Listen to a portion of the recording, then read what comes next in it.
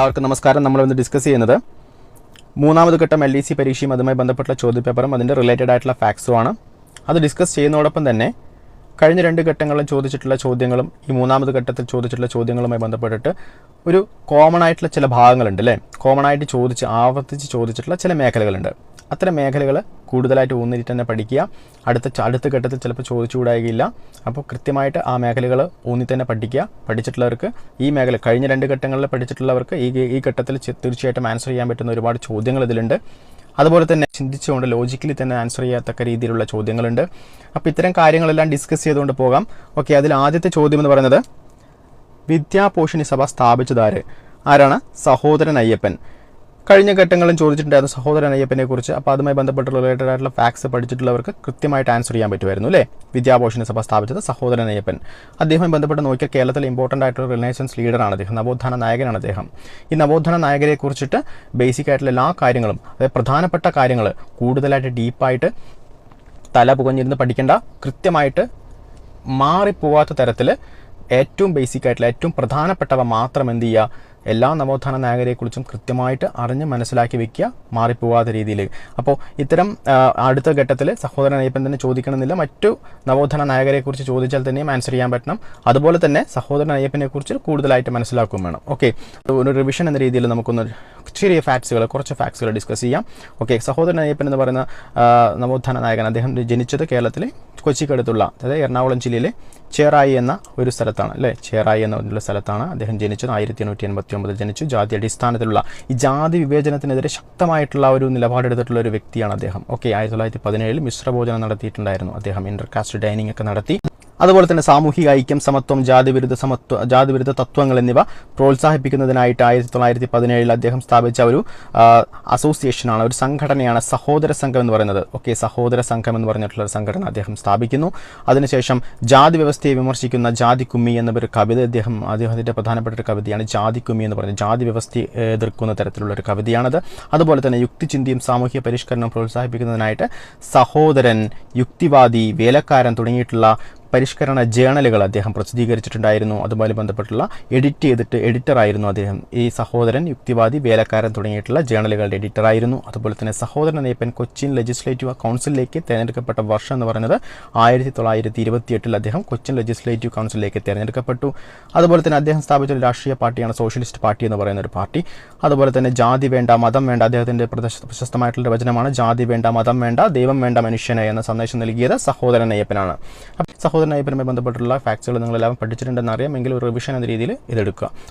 ഇനി രണ്ടാമത് ചോദ്യം നോക്കിയാൽ അത് ആദ്യത്തെ രണ്ട് പ്രസ്താവനകളാണ് രണ്ടാമത് ചോദ്യത്തിൽ വരുന്നത്. അതിൽ ആദ്യത്തെ പ്രസ്താവന എന്ന് പറയുന്നത് നിയമലംഘന പ്രസ്ഥാനം നിസ്സഹകരണ പ്രസ്ഥാനത്തിൽ നിന്നും വ്യത്യസ്തമാണ് എന്ന് പറയുന്നുണ്ട്.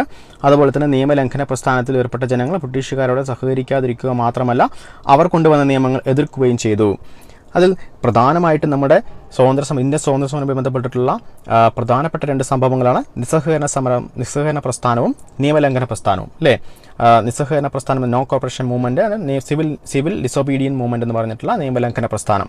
ഈ രണ്ട് പ്രസ്ഥാനങ്ങളും ആദ്യത്തേത് നടന്നത് നിസ്സഹകരണ പ്രസ്ഥാനമാണ് 1920 കാലഘട്ടങ്ങളിൽ. അതുപോലെ തന്നെ രണ്ടാമത് 1930 കാലഘട്ടങ്ങളിൽ നടന്നിട്ടുള്ള നിയമലംഘന പ്രസ്ഥാനം. ഇതിൽ നിയമം ലംഘിക്കുന്ന പ്രസ്ഥാനമാണ് നിയമലംഘന പ്രസ്ഥാനം എന്ന് പറയുന്നത്. ഉപ്പ് സത്യാഗ്രഹമല്ല അതിന് ഭാഗമായിട്ട് വരുന്നതാണ്. അപ്പോൾ നിയമം ലംഘിക്കുന്ന പ്രസ്ഥാനം നിസ്സഹകരണ പ്രസ്ഥാനത്തിൽ നിന്നും ചില കാര്യങ്ങളിൽ വ്യത്യസ്തമാണ്. അപ്പോൾ തീർച്ചയായിട്ടും ഒന്നാമത്തെ പ്രസ്താവന എന്താണ്?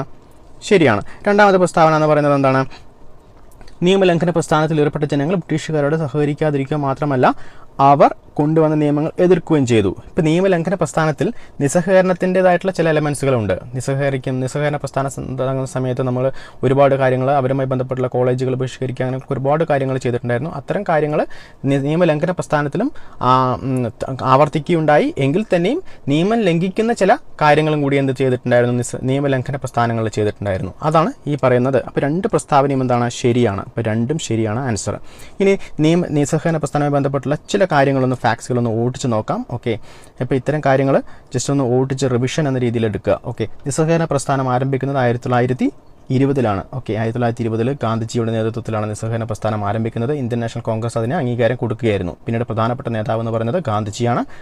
പ്രാഥമിക കാരണങ്ങൾ എന്ന് പറയുന്നത് നിസ്സഹകരണ പ്രസ്ഥാനം തുടങ്ങാനായിട്ടുള്ള കാരണങ്ങൾ എന്ന് പറയുന്നത് ജാലിയൻ വാലാബാഗ് കൂട്ടക്കൊല 1919 നടന്നു അല്ലേ. അതുപോലെ തന്നെ അടിച്ചമർത്തൽ നിയമമായിട്ടുള്ള റൗലറ്റ് നിയമം എന്നൊരു കരിനിയമം കൊണ്ടുവരികയാണ്. അതായത് വിചാരണ കൂടാതെ തന്നെ ഇന്ത്യക്കാരെ എന്ത് ചെയ്യാം, അവർക്ക് തുറങ്കലിൽ അടയ്ക്കാൻ പറ്റുന്ന ഒരു നിയമമാണ് റൗലറ്റ് നിയമം എന്ന് പറയുന്നത്. അതുപോലെ തന്നെ ഖിലാഫത്ത് പ്രസ്ഥാനം അതിൻ്റെ കൂടെ തന്നെ ഖിലാഫത്ത് മുസ്ലിം സമുദായത്തിൻ്റെ കൂടിയിട്ടുള്ള പിന്തുണ ആർജിക്കുന്നതിന് വേണ്ടി ഗാന്ധിജി ഖിലാഫത്ത് പ്രസ്ഥാനത്തിന് പിന്തുണ കൊടുക്കുകയുണ്ടായി. അതുമായി ബന്ധപ്പെട്ട് നിസ്സഹകരണ പ്രസ്ഥാനവുമായി ബന്ധപ്പെട്ടിട്ട്. അപ്പോൾ ഇത്തരം കാര്യങ്ങൾ പ്രധാനപ്പെട്ട ചില ഇൻസിഡൻസുകൾ ഓർത്തിരിക്കുക. അതുപോലെ തന്നെ ഇതിൻ്റെ ലക്ഷ്യം എന്ന് പറയുന്നത്, ഇതാണ് ഏറ്റവും പ്രധാനപ്പെട്ടത്, ഇതിൻ്റെ ലക്ഷ്യം എന്ന് പറയുന്നത് സ്വരാജ് ആയിരുന്നു. സ്വരാജ്, സ്വയം ഭരണം നേടുന്നതിനായിട്ടാണ്, അല്ലാണ്ട് പൂർണ്ണ സ്വരാജ് അല്ല എന്ന് ഓർത്തിരിക്കുക. നിസ്സഹകരണ പ്രസ്ഥാനവുമായി ബന്ധപ്പെട്ട് നിസ്സഹകരണ പ്രസ്ഥാനം തുടങ്ങുന്നത് സ്വരാജിന് വേണ്ടിയിട്ടാണ്, പൂർണ്ണ സ്വരാജിന് വേണ്ടിയല്ല. പൂർണ്ണ സ്വരാജിന് വേണ്ടി തുടങ്ങുന്നത് ഏതാണ്? നിയമലംഘന പ്രസ്ഥാനമാണ് പൂർണ്ണ സ്വരാജിന് വേണ്ടി തുടങ്ങുന്നത്. അതായത് പൂർണ്ണമായിട്ടും ഇൻഡിപെൻഡൻ്റ് ആകുക ബ്രിട്ടീഷുകാരിൽ നിന്നും. അത് പക്ഷേ സ്വരാജ് എന്ന് പറയുന്നത് പൂർണ്ണമായിട്ടും ഇൻഡിപെൻഡൻ്റ് അല്ല, ബ്രിട്ടീഷ് ആധിപത്യത്തിൽ ഉണ്ടെങ്കിൽ തന്നെയും പക്ഷെ നമുക്ക് സ്വന്തമായിട്ടുള്ള ആ ഒരു സ്വാശ്രയത്വം നേടുക. ഓക്കെ, നമ്മൾ സ്വയം ഭരിക്കുന്ന ഒരു സംവിധാനം കൊണ്ടുവരിക എന്നുള്ളതാണ്. ബ്രിട്ടീഷ് രാജ്ഞിയുടെ അണ്ടറിൽ തന്നെ ആണെങ്കിൽ തന്നെയും നമുക്ക് സ്വന്തമായിട്ട് തിരഞ്ഞെടുപ്പ് നടത്തി സ്വന്തമായി ഭരിക്കാനുള്ള, സ്വന്തമായിട്ടുള്ള തീരുമാനങ്ങൾ എടുക്കാനുള്ള ഒരു സ്വാതന്ത്ര്യം ലഭിക്കുന്ന ഒരു തത്വമാണ് ഈ സ്വരാജ് എന്ന് പറയുന്നത്. ഓക്കെ, അതുപോലെ തന്നെ ബ്രിട്ടീഷ് സർക്കാരിനുള്ള സഹകരണം പിൻവലിക്കാനും അതിൻ്റെ സ്ഥാപനങ്ങൾ ബഹിഷ്കരിക്കാനും, ബ്രിട്ടീഷ് സർക്കാരിനുള്ള സഹകരണങ്ങൾ പിൻവലിക്കുക, അതിൻ്റെ സ്ഥാപനങ്ങളെല്ലാം ബഹിഷ്കരിക്കുക. പ്രതിഷേധ രീതികളായിട്ട് പ്രധാനമായിട്ടും വരുന്നത് അതൊക്കെയാണ്. ബ്രിട്ടീഷ് സാധനങ്ങൾ, സ്കൂളുകൾ, കോളേജുകൾ, കോടതികൾ, തിരഞ്ഞെടുപ്പ് എന്നിവയെല്ലാം ബഹിഷ്കരിക്കുക എന്നുള്ളൊരു കാര്യങ്ങൾ, പ്രതിഷേധ രീതികളാണ് ഇതിൻ്റെയുമായി ബന്ധപ്പെട്ടിട്ട്. അതുപോലെ തന്നെ ഖാദിയുടെയും നാടൻ വസ്തുക്കളുടെയും പ്രോത്സാഹനം, ചില കേസുകൾ നികുതി അടയ്ക്കാൻ വിസമ്മതിക്കുക. ഇപ്പോൾ ഇത്തരം കാര്യങ്ങളെല്ലാം നിസ്സഹകരണ പ്രസ്ഥാനവുമായി ബന്ധപ്പെട്ട് നോക്കുക. അതുപോലെ തന്നെ മുദ്രാവാക്യം എന്ന് പറയുന്നത് സ്വരാജ് എൻ്റെ ജന്മാവകാശമാണ്, എനിക്കത് ലഭിക്കും എന്നുള്ളൊരു മുദ്രാവാക്യമായി ആ സമയത്ത് ഉയർത്തിയിരുന്നു. അതുപോലെ തന്നെ ബന്ധപ്പെട്ട ഇവൻറ്റുകൾ എന്ന് പറയുന്നത് കോൺഗ്രസിൻ്റെ നാഗ്പൂർ സമ്മേളനം 1920 നിസ്സഹകരണ പ്രസ്ഥാനം INC ഔദ്യോഗികമായിട്ട് അംഗീകരിച്ചിട്ടുള്ളൊരു സമ്മേളനമാണ് നാഗ്പൂർ സമ്മേളനം കോൺഗ്രസിൻ്റെ 1920. അതുപോലെ തന്നെ ഈ നിസ്സഹകരണ പ്രസ്ഥാനം പെട്ടെന്ന് നിർത്തിവെക്കാനുള്ളൊരു സാഹചര്യം ഉണ്ടായി. ആ സാഹചര്യമാണ് ചൗരി ചൗര സംഭവം എന്ന പേരിൽ അറിയപ്പെടുന്നത്. ചൗരി ചൗര സംഭവം എന്ന പേരിൽ ഒരു സംഭവം നടക്കുന്നു ഉത്തർപ്രദേശിലെ ചൗരിയിലെ ഒരു ഗ്രാമത്തിൽ പോലീസ് സ്റ്റേഷനിൽ തീയിട്ടുള്ള ഒരു അക്രമാസക്തമായിട്ടുള്ളൊരു സംഭവം. ആ സംഭവം നടക്കുമ്പോൾ ഗാന്ധിജി ആ സംഭവത്തിൽ അഹിംസയിലേക്ക് ഈ മാർഗം കൃത്യമായിട്ട് നമ്മളുടെ ജനങ്ങൾ ഈ പറയുന്ന സമരത്തിന് പാകപ്പെട്ടിട്ടില്ല എന്ന് അദ്ദേഹം പറയുകയും പിന്നീട് ഈ നിസ്സഹകരണ പ്രസ്ഥാനം നിർത്തിവെക്കുകയുമായിരുന്നു. ഈ നിസ്സഹകരണ പ്രസ്ഥാനം നിർത്തിവെക്കുന്നതോട് കൂടിയിട്ട് ഒരുപാട് രാഷ്ട്രീയമായിട്ട് പൊളിറ്റിക്കൽ ഇമ്പാക്റ്റ് നമ്മളുടെ സമൂഹത്തിൽ ഉണ്ടാക്കിയിട്ടുണ്ട്. ഓക്കെ, ആ പൊളിറ്റിക്കൽ ഒരു വാക്വം ക്രിയേറ്റ് ചെയ്തു, കോൺഗ്രസ് നിർജ്ജീവമായിട്ടുള്ള ഒരു അവസ്ഥയിലേക്ക് മാറി. അങ്ങനെ ഇത്തരം കാര്യങ്ങളെല്ലാം കൂടി തന്നെ പിന്നെ സ്വരാജ് പാർട്ടിയുടെ ആവിർഭാവത്തിലേക്ക് നയിക്കുകയാണ് ഉണ്ടായിരുന്നത്. അത് അടുത്ത ചോദ്യമായിട്ട് ഇതിൻ്റെ കൂടെ തന്നെ വരുന്നുണ്ട്. അടുത്ത സ്വരാജ് പാർട്ടി എന്നൊരു ചോദ്യം നമ്മൾ ചോദിച്ചിട്ടുണ്ട്. സ്വരാജ് പാർട്ടി സ്ഥാപിച്ചതാരെന്ന് ചോദിക്കുന്നുണ്ട്. ഈ സ്വരാജ് പാർട്ടി സ്ഥാപിക്കാനുണ്ടായിട്ടുള്ള സാഹചര്യം എന്ന് പറയുന്നത് തന്നെ നിസ്സഹകരണ പ്രസ്ഥാനത്തിൻ്റെ പെട്ടെന്നുള്ള പിൻവലിക്കലാണെന്ന് കൂടി ഓർത്തിരിക്കുക. ഓക്കെ, അടുത്തതായിട്ട് സിവിൽ നിയമലംഘന പ്രസ്ഥാനം ഒന്ന് ഓടിച്ചു നോക്കാം. എന്താണ് സിവിൽ നിയമലംഘന പ്രസ്ഥാനം പറയുന്നത്? 1930 മാർച്ച് 12 മഹാത്മാഗാന്ധിയാണ് ഔദ്യോഗികമായിട്ട് ആരംഭിച്ചത് അല്ലേ. ഏതാണ്? ദണ്ഡി മാർച്ചോട് കൂടിയിട്ട് അദ്ദേഹം എന്ത് ചെയ്യുന്നു? ബ്രിട്ടീഷ് ഉപ്പ് നികുതിയെ വെല്ലുവിളിച്ചുകൊണ്ട് ഉപ്പ് ഉൽപ്പാദിപ്പിക്കുന്ന ഗാന്ധിജിയും അനുയായികളും സബർമതി ആശ്രമത്തിൽ നിന്ന് ഗുജറാത്ത് തീരത്തെ ദണ്ഡി വരെ 240 മൈൽ നടന്ന് ഒരു ദണ്ഡി മാർച്ച് നടത്തുന്നു. ആ മാർച്ചാണ് ഇതിൻ്റെ തുടക്കം വേണ്ടത്. ഒരു പ്രധാനപ്പെട്ട ലക്ഷ്യം എന്ന് പറയുന്നത് ബ്രിട്ടീഷ് ഭരണത്തിൽ നിന്ന് പൂർണ്ണ സ്വാതന്ത്ര്യം നേടാനായിട്ട്. ബ്രിട്ടീഷ് ഭരണത്തിൽ നിന്നും പൂർണ്ണ സ്വരാജ് നേടുന്നതിനായിട്ടുള്ള ഒരു സമരമായിരുന്നു സിവിൽ നിയമലംഘന പ്രസ്ഥാനം എന്ന് പറയുന്നത്. എന്നാൽ നിസ്സഹകരണ പ്രസ്ഥാനം എന്ന് പറയുന്നത് സ്വരാജ് നേടുന്നതിനായിട്ടാണ്. സിവിൽ നിയമലംഘനത്തിലാണ് പൂർണ്ണ സ്വരാജ് നേടുന്നതിനായിട്ട്. INCയുടെ ലാഹോർ സമ്മേളനം 1929 നമ്മൾ പൂർണ്ണ സ്വരാജ് എന്ന ആശയം ആദ്യമായിട്ട് ഉയർത്തുന്നത്. അതുപോലെ തന്നെ ഇതിൻ്റെ പ്രതിഷേധ രീതികൾ എന്ന് പറയുന്നത് നികുതി അടയ്ക്കാതെ ഇരിക്കുക, പ്രത്യേകിച്ചിട്ട് ഉപ്പ് നികുതി. അതുപോലെ തന്നെ ബ്രിട്ടീഷ് സാധനങ്ങൾ, കോടതികൾ, സർക്കാർ സ്കൂളുകൾ, ഓഫീസുകളൊക്കെ ബഹിഷ്കരിക്കുക. ഇത് സിവിൽ നോൺ കോപ്പറേഷൻ മൂവ്മെൻറ്റുമായി അതായത് നിസ്സഹകരണ സമരവുമായി ബന്ധപ്പെട്ട് നടന്നിട്ടുള്ള പ്രതിഷേധ മുറകളും ഇതിൽ സ്വീകരിക്കപ്പെട്ടിട്ടുണ്ട്. അതിൻ്റെ കൂടെ തന്നെ ഒരുപാട് സിവിൽ നിയമം ലംഘിക്കുന്ന ചില സമരമുറകളും കൂടിയിട്ട് ഇവരെ സ്വീകരിച്ചു. അതിൽ മദ്യശാലകളും വിദേശ തുണിക്കടകളൊക്കെ പിക്കറ്റ് ചെയ്യുക, അതുപോലെ തന്നെ ചില ബ്രിട്ടീഷ് നിയമങ്ങൾ, ഉത്തരവുകളൊക്കെ അനുസരിക്കാൻ വിസമ്മതിക്കുക. സിവിൽ നിയമലംഘന പ്രസ്ഥാനം ശിഥിലീകരിക്കാനായിട്ടാണ് ഈ ബ്രിട്ടീഷുകാരെന്നത് വട്ടമേശ സമ്മേളനങ്ങൾക്ക് തുടക്കമിടുന്നത്. വട്ടമേശ സമ്മേളനത്തിൽ പക്ഷേ ആദ്യത്തെ വട്ടമേശ സമ്മേളനം 30 നടന്നു. പക്ഷേ അതിൽ കോൺഗ്രസ് പങ്കെടുത്തിരുന്നില്ല. ഓക്കെ, കോൺഗ്രസിൻ്റെ പ്രാതിനിധ്യമില്ലാത്തതിനുകൊണ്ട് തന്നെ അത് പരാജയപ്പെട്ടു. പിന്നീട് മനസ്സിലായി ബ്രിട്ടീഷുകാർക്ക് കോൺഗ്രസ് വേണം എന്നുള്ള കാര്യം മനസ്സിലായി. കോൺഗ്രസിനെ ഇപ്പോൾ അനുനയിപ്പിച്ചിട്ട് കൊണ്ടുവരാനായിട്ട് ഒരു ഗാന്ധി ഇർവിൻ, അന്നത്തെ ഇർവിൻ പ്രഭു എന്ത് ചെയ്യുന്നു, അന്നത്തെ വൈസ്രോയി ആയിരുന്ന ഇർവിൻ പ്രഭു ഗാന്ധിയുമായിട്ടൊരു ഉടമ്പടി ഒപ്പുവയ്ക്കുന്നു. അതിന് 1931 ഗാന്ധി ഇർവിൻ ഉടമ്പടി എന്ന് പറയപ്പെടുന്നു. ഈ ഉടമ്പടി പ്രകാരം എന്ത് പറയുന്നുണ്ട്, രാഷ്ട്രീയ തടവുകാരെല്ലാം മോചിപ്പിക്കാമെന്ന് പറയുന്നുണ്ട് വൈസ്രോയി. പിന്നെ അതുപോലെ തന്നെ വ്യക്തിഗത ഉപയോഗത്തിനായിട്ട് ഉപ്പ് ഉപയോഗിക്കുന്നതിനായിട്ടുള്ള അനുമതിയൊക്കെ കൊടുക്കാം. അതിന് പകരമായിട്ട് നിങ്ങൾ എന്ത് ചെയ്യണം, പറയുന്ന വട്ടമേശ സമ്മേളനത്തിൽ പങ്കെടുക്കണം എന്ന് പറയുന്നുണ്ട്. അപ്പോൾ രണ്ടാമത്തെ വട്ടമേശ സമ്മേളനത്തിൽ എന്ത് ചെയ്യുന്നു, ഗാന്ധിജി പങ്കെടുക്കുന്നു. 1931 രണ്ടാം വട്ടമേശ സമ്മേളനത്തിൽ എന്ത് ചെയ്യുന്നു, ഗാന്ധിജി പങ്കെടുക്കുന്നു. പക്ഷേ രണ്ടാം വട്ടമേശ സമ്മേളനത്തിൽ പരാജയപ്പെട്ടു. അത് എന്താ വെച്ചാൽ നമ്മളുടേതായിട്ടുള്ള കുറേ കാര്യങ്ങൾ, ആവശ്യങ്ങളൊന്നും അവർ പരിഗണിച്ചതേയില്ല. അപ്പോൾ അതുകൊണ്ട് തന്നെ രണ്ടാം വട്ടമേശ സമ്മേളനം എന്ത് ചെയ്യുന്നു, പരാജയപ്പെടുന്നു. പിന്നീട് ഗാന്ധിജി തിരിച്ചു വന്നു. പിന്നെ നിയമലംഘന പ്രസ്ഥാനം എന്ത് ചെയ്യുന്നു, പുനരാരംഭിക്കുന്നതോടുകൂടി തന്നെ അവരെന്ത് ചെയ്യുന്നു, കറക്റ്റായിട്ട് കൂടുതൽ അടിച്ചമർത്തലുകളും പ്രതിഷേധ സമരങ്ങളിലേക്ക് അടിച്ചമർത്തി രൂക്ഷമായിട്ട് തന്നെ ബ്രിട്ടീഷുകാർ എന്ത് ചെയ്യുന്നു, പ്രതികരിക്കുന്നു അതിനോട് തന്നെ. അപ്പോൾ അതിനോട് തന്നെ മൂന്നാം വട്ടമേശ സമ്മേളനം നടക്കുന്നുണ്ട്. അത് 1932 നടക്കുന്നു. ആ മൂന്നാം വട്ടമേശ സമ്മേളനത്തിലാണ് നമ്മൾ റാംസെ മക്ഡൊണാൾഡ് എന്ന് പറഞ്ഞിട്ടുള്ള ബ്രിട്ടീഷ് പ്രധാനമന്ത്രി എന്ത് ചെയ്യുന്നു, കമ്മ്യൂണൽ അവാർഡ് പ്രഖ്യാപിക്കുന്നു. കമ്മ്യൂണൽ അവാർഡ് എന്ന് പറയുന്നത് ഈ പറയുന്ന അധസ്ഥിത വിഭാഗക്കാർ, അതായത് ഷെഡ്യൂൾഡ് കാസ്റ്റ് വിഭാഗങ്ങൾക്കായിട്ട് പ്രത്യേക നിയോജക മണ്ഡലം അനുവദിക്കുന്നൊരു ഒരു കാര്യം നടത്തുകയാണ്. അപ്പോൾ അത് ഗാന്ധിജി ശക്തമായിട്ട് എതിർക്കുന്നു. ഒരിക്കലും അവരെ ഒതുക്കി നിർത്തിക്കൊണ്ട് തന്നെ പോകും, അവർ മുഖ്യധാരയിലേക്ക് വരില്ല എന്നൊരു കാര്യം മുൻനിർത്തിക്കൊണ്ട് തന്നെ ഗാന്ധിജി എന്ത് ചെയ്യുന്നു, മരണം വരെ നിരാഹാരം അനുഷ്ഠിക്കുന്നു. അതോടൊപ്പം തന്നെ ആ നിരാഹാരം നിർത്തുന്നതിനായിട്ട് പിന്നീട് അംബേദ്കർ തുടങ്ങിയിട്ടുള്ള നേതാക്കൾ ഇടപെട്ടുകൊണ്ട് ഒരു പൂന പാക്ട് എന്ന് പറഞ്ഞിട്ടുള്ളൊരു ഉടമ്പടി ഒപ്പുവെച്ചിട്ട് നമുക്ക് എന്ത് ചെയ്യുന്നു, അതിനെ രമ്യമായിട്ട് പരിഹരിക്കുന്നുണ്ട്. അതിൽ അധസ്ഥിത വിഭാഗങ്ങൾക്കായിട്ട്, അതായത് ഷെഡ്യൂൾഡ് കാസ്റ്റ് വിഭാഗങ്ങൾക്കായിട്ട് എന്ത് ചെയ്യുന്നുണ്ട്, പ്രത്യേക സംവരണ മണ്ഡലങ്ങൾ മതി എന്നുള്ള രീതിയിലേക്ക് മാറുന്നുണ്ട്. അപ്പോൾ അത്തരം കാര്യങ്ങളെല്ലാം അതുമായി ബന്ധപ്പെട്ടുള്ള കാര്യങ്ങളാണ്. അതൊക്കെ കൃത്യമായിട്ട് ഓർത്തിരിക്കുക. ഓക്കെ, അടുത്ത ചോദ്യം എന്ന് പറയുന്നത് ഇന്ത്യയിലെ ആദ്യത്തെ സ്ത്രീ സർവകലാശാല എവിടെയാണ്? മഹാരാഷ്ട്ര. എന്തുകൊണ്ട് മഹാരാഷ്ട്രയിൽ ഏതാണ് ആദ്യത്തെ സർവകലാശാല എന്ന് പറയുന്നത്? SNDT. എന്താണ് SNDT? Shrimati Nathibai Damodar Thackeray women's university. അതാണ് SNDT എന്ന് പറഞ്ഞിട്ടുള്ള വുമൻസ് യൂണിവേഴ്സിറ്റി. അത് സിറ്റി ഓഫ് മുംബൈയിലാണ്. ഓക്കെ, മുംബൈയിൽ ആരാണ് ഇത് സ്ഥാപിക്കുന്നത്? ദോണ്ടോ കേശവ് കാർവേ എന്ന് പറഞ്ഞിട്ടുള്ള DK കാർവേ ആണ് ഇത് സ്ഥാപിക്കുന്നത്. ഇന്ത്യയിലെ ഫസ്റ്റ് വുമൻസ് യൂണിവേഴ്സിറ്റിയാണത്. 1916 ഇത് സ്ഥാപിക്കുന്നത്. അപ്പോൾ ഇത്തരം കാര്യങ്ങൾ കൃത്യമായിട്ട് ഓർത്തിരിക്കുക. അതുപോലെ തന്നെ അടുത്തതായിട്ട് സ്വരാജ് പാർട്ടി സ്ഥാപിച്ചതായിരുന്നു. ഞാൻ നേരത്തെ പറഞ്ഞു സ്വരാജ് പാർട്ടിയുമായി ബന്ധപ്പെട്ടുള്ള കാര്യങ്ങൾ അല്ലേ. ഈ പറയുന്ന നോൺ കോപ്പറേഷൻ മൂവ്മെൻറ്റ് അഥവാ നിസ്സഹകരണ പ്രസ്ഥാനത്തിൻ്റെ പരാജയം, നിസ്സഹകരണ പ്രസ്ഥാനം പെട്ടെന്ന് പിൻവലിക്കാനുള്ള ആ സാഹചര്യത്തിൽ രാഷ്ട്രീയ ഒരുപാട് എതിർപ്പുകൾ ആ സമയത്ത് കോൺഗ്രസിനുള്ളിൽ തന്നെ ഉയരുന്നുണ്ട്. ആ കോൺഗ്രസ് പ്രസ്ഥാനത്തിനുള്ളിലെ ഏറ്റവും പ്രധാനപ്പെട്ട നേതാക്കളായിട്ടുള്ള മോത്തിലാൽ നെഹ്റുവും അതുപോലെ ചിത്തരഞ്ജൻ ദാസ്, CR ദാസ്, ദേശബന്ധു എന്ന് വിളിക്കുന്ന ചിത്തരഞ്ജൻ ദാസും ചേർന്ന് രൂപീകരിച്ചതാണ് ഏത്? CR ദാസും മോത്തിലാൽ നെഹ്റുവും ചേർന്ന് രൂപീകരിച്ചാണ് സ്വരാജ് പാർട്ടി എന്ന് പറയുന്ന പാർട്ടി. ഓക്കെ, ആ സ്വരാജ് പാർട്ടി രൂപീകരിക്കാനായിട്ട് സ്വരാജ് പാർട്ടിയുമായി ബന്ധപ്പെട്ട് നോക്കിയാൽ 1923 സ്വരാജ് പാർട്ടി രൂപീകരിക്കുന്നത്. 1923 സ്വരാജ് പാർട്ടി രൂപീകരിക്കുന്നു. ഇത് പിന്നീട് നടന്ന തെരഞ്ഞെടുപ്പിൽ പൊതു തെരഞ്ഞെടുപ്പിൽ സ്വരാജ് പാർട്ടി എന്ത് ചെയ്യുന്നു, കോൺഗ്രസ് ബഹിഷ്കരിച്ചെങ്കിലും സ്വരാജ് പാർട്ടി ആ പൊതു തെരഞ്ഞെടുപ്പിൽ മത്സരിക്കുന്നുണ്ട്. മത്സരിച്ചിട്ട് ഭൂരിപക്ഷം സീറ്റുകൾ നേടിയിട്ട് സെൻട്രൽ ലെജിസ്ലേറ്റീവ് അസംബ്ലിയിലേക്ക് ആ സ്വരാജ് പാർട്ടിയുടെ ഒരു നേതാവ് തന്നെയായിരുന്ന വിത്തൽ ഭായ് പട്ടേൽ എന്ത് ചെയ്യുന്നു, സെൻട്രൽ ലെജിസ്ലേറ്റീവ് അസംബ്ലിയിലെ സ്പീക്കറായിട്ട് തിരഞ്ഞെടുക്കപ്പെടുന്നുണ്ട്. ഓക്കെ, അപ്പോൾ ഇത്തരം കാര്യങ്ങൾ കൃത്യമായിട്ട് കണക്ട് ചെയ്തിട്ട് തന്നെ പഠിക്കുക. ഓക്കെ, സ്വരാജ് പാർട്ടി രൂപീകരണത്തിനുള്ള സാഹചര്യങ്ങളെക്കുറിച്ച് പഠിക്കുക. അതുപോലെ തന്നെ ചിത്തരഞ്ജൻ ദാസ് എന്ന് പറഞ്ഞിട്ടുള്ള അദ്ദേഹം രൂപീകരിച്ചിട്ടുള്ള അദ്ദേഹം അന്നത്തെ പ്രമുഖമായിട്ടുള്ള ഗാന്ധിജി കഴിഞ്ഞാൽ ഏറ്റവും കൂടുതൽ ജനങ്ങൾ അദ്ദേഹത്തിൻ്റെ സമ്മേളനങ്ങളിലാണ് പ്രത്യക്ഷപ്പെടുന്നത്. ഓക്കെ, അദ്ദേഹത്തിൻ്റെ സമ്മേളനത്തിൽ മാസിനെ മൊബിലൈസ് ചെയ്യാനായിട്ടുള്ള കഴിവ് ഗാന്ധിജി കഴിഞ്ഞാൽ പിന്നെ ഇന്ത്യയിൽ ഏറ്റവും കൂടുതൽ ആ കഴിവുള്ളത് ചിത്തരഞ്ജൻ ദാസിനായിരുന്നു എന്ന് ഓർത്തിരിക്കുക. ചിത്തരഞ്ജൻ ദാസ് ബംഗാളിൽ ജനിച്ചിട്ടുള്ള ഒരു സ്വാതന്ത്ര്യ സമര സേനാനിയാണ്. അദ്ദേഹം വളരെ പ്രൊമിനൻ്റ് ആയിട്ടുള്ളൊരു ലീഡറാണ്. അടുത്ത ചോദ്യം എന്ന് പറയുന്നത് 2 പ്രസ്താവനകളാണ്. അതിൽ ആദ്യത്തേത് ഇംഗ്ലണ്ടിലെ രാജാവായിട്ടുള്ള ജെയിംസ് രണ്ടാമൻ ഫ്രാൻസിലേക്ക് പലായനം ചെയ്തു. രണ്ടാമത്തെ പ്രസ്താവന വില്യമും മേരിയും അധികാരത്തിൽ വന്നു. ഇതിൽ ഇംഗ്ലണ്ടിലെ രാജാവായിട്ടുള്ള ഈ 2 പ്രസ്താവനകൾ ഏത് സംഭവം ബന്ധപ്പെട്ടതാണ് ചോദിക്കുന്നത്. വേൾഡ് ഹിസ്റ്ററി പഠിച്ചിട്ടുള്ളവർക്ക് അറിയാൻ പറ്റും അല്ലേ, കൃത്യമായിട്ട് ഗ്ലോറിയസ് റവല്യൂഷനാണ്. ഗ്ലോറിയസ് റവല്യൂഷൻ, മഹത്തായ വിപ്ലവം, അല്ലെങ്കിൽ ബ്ലഡ്ലെസ് റവല്യൂഷൻ, അത് രക്തരഹിത വിപ്ലവം എന്നൊക്കെ അറിയപ്പെടുന്ന ഒരു സംഭവം ഒരു വേൾഡ് ഹിസ്റ്ററിയിലെ ഒരു പ്രധാനപ്പെട്ട ഒരു സംഭവമാണ്. ഇത് ഇംഗ്ലണ്ടുമായി ബന്ധപ്പെട്ടുള്ളതാണ്, ബ്രിട്ടനുമായി ബന്ധപ്പെട്ടുള്ള ഒരു സംഭവമാണ്. അതിൽ കൃത്യമായിട്ട് ഇംഗ്ലണ്ടിലെ രാജാവായിട്ടുള്ള ഒരു ജെയിംസ് രണ്ടാമൻ പറഞ്ഞിട്ടുള്ള രാജാവ് അദ്ദേഹം കത്തോലിക്കക്കാരനായിരുന്നു. അദ്ദേഹം എന്ത് ചെയ്യുന്നു, ആ കത്തോലിക്ക മതത്തിനെ വീണ്ടും ആ ഒരു ശക്തി ആർജിപ്പിക്കുന്നതിനായിട്ട്, അന്ന് പ്രൊട്ടസ്റ്റൻ്റ് മതക്കാർ അവിടെ പ്രൊമനൻ്റ് ആയിട്ടുള്ള ഒരുപാട് പ്രഭുക്കന്മാരും പാർലമെൻറ്റ് അംഗങ്ങളെല്ലാം പ്രൊട്ടസ്റ്റൻ്റ് മതക്കാരായിരുന്നു. ഒരുമാതിരി ക്രിസ്ത്യൻ മതത്തിൽ തന്നെ രണ്ട് വിഭാഗമുണ്ട്, പ്രൊട്ടസ്റ്റൻ്റ് മതക്കാരും കത്തോലിക്കക്കാരും.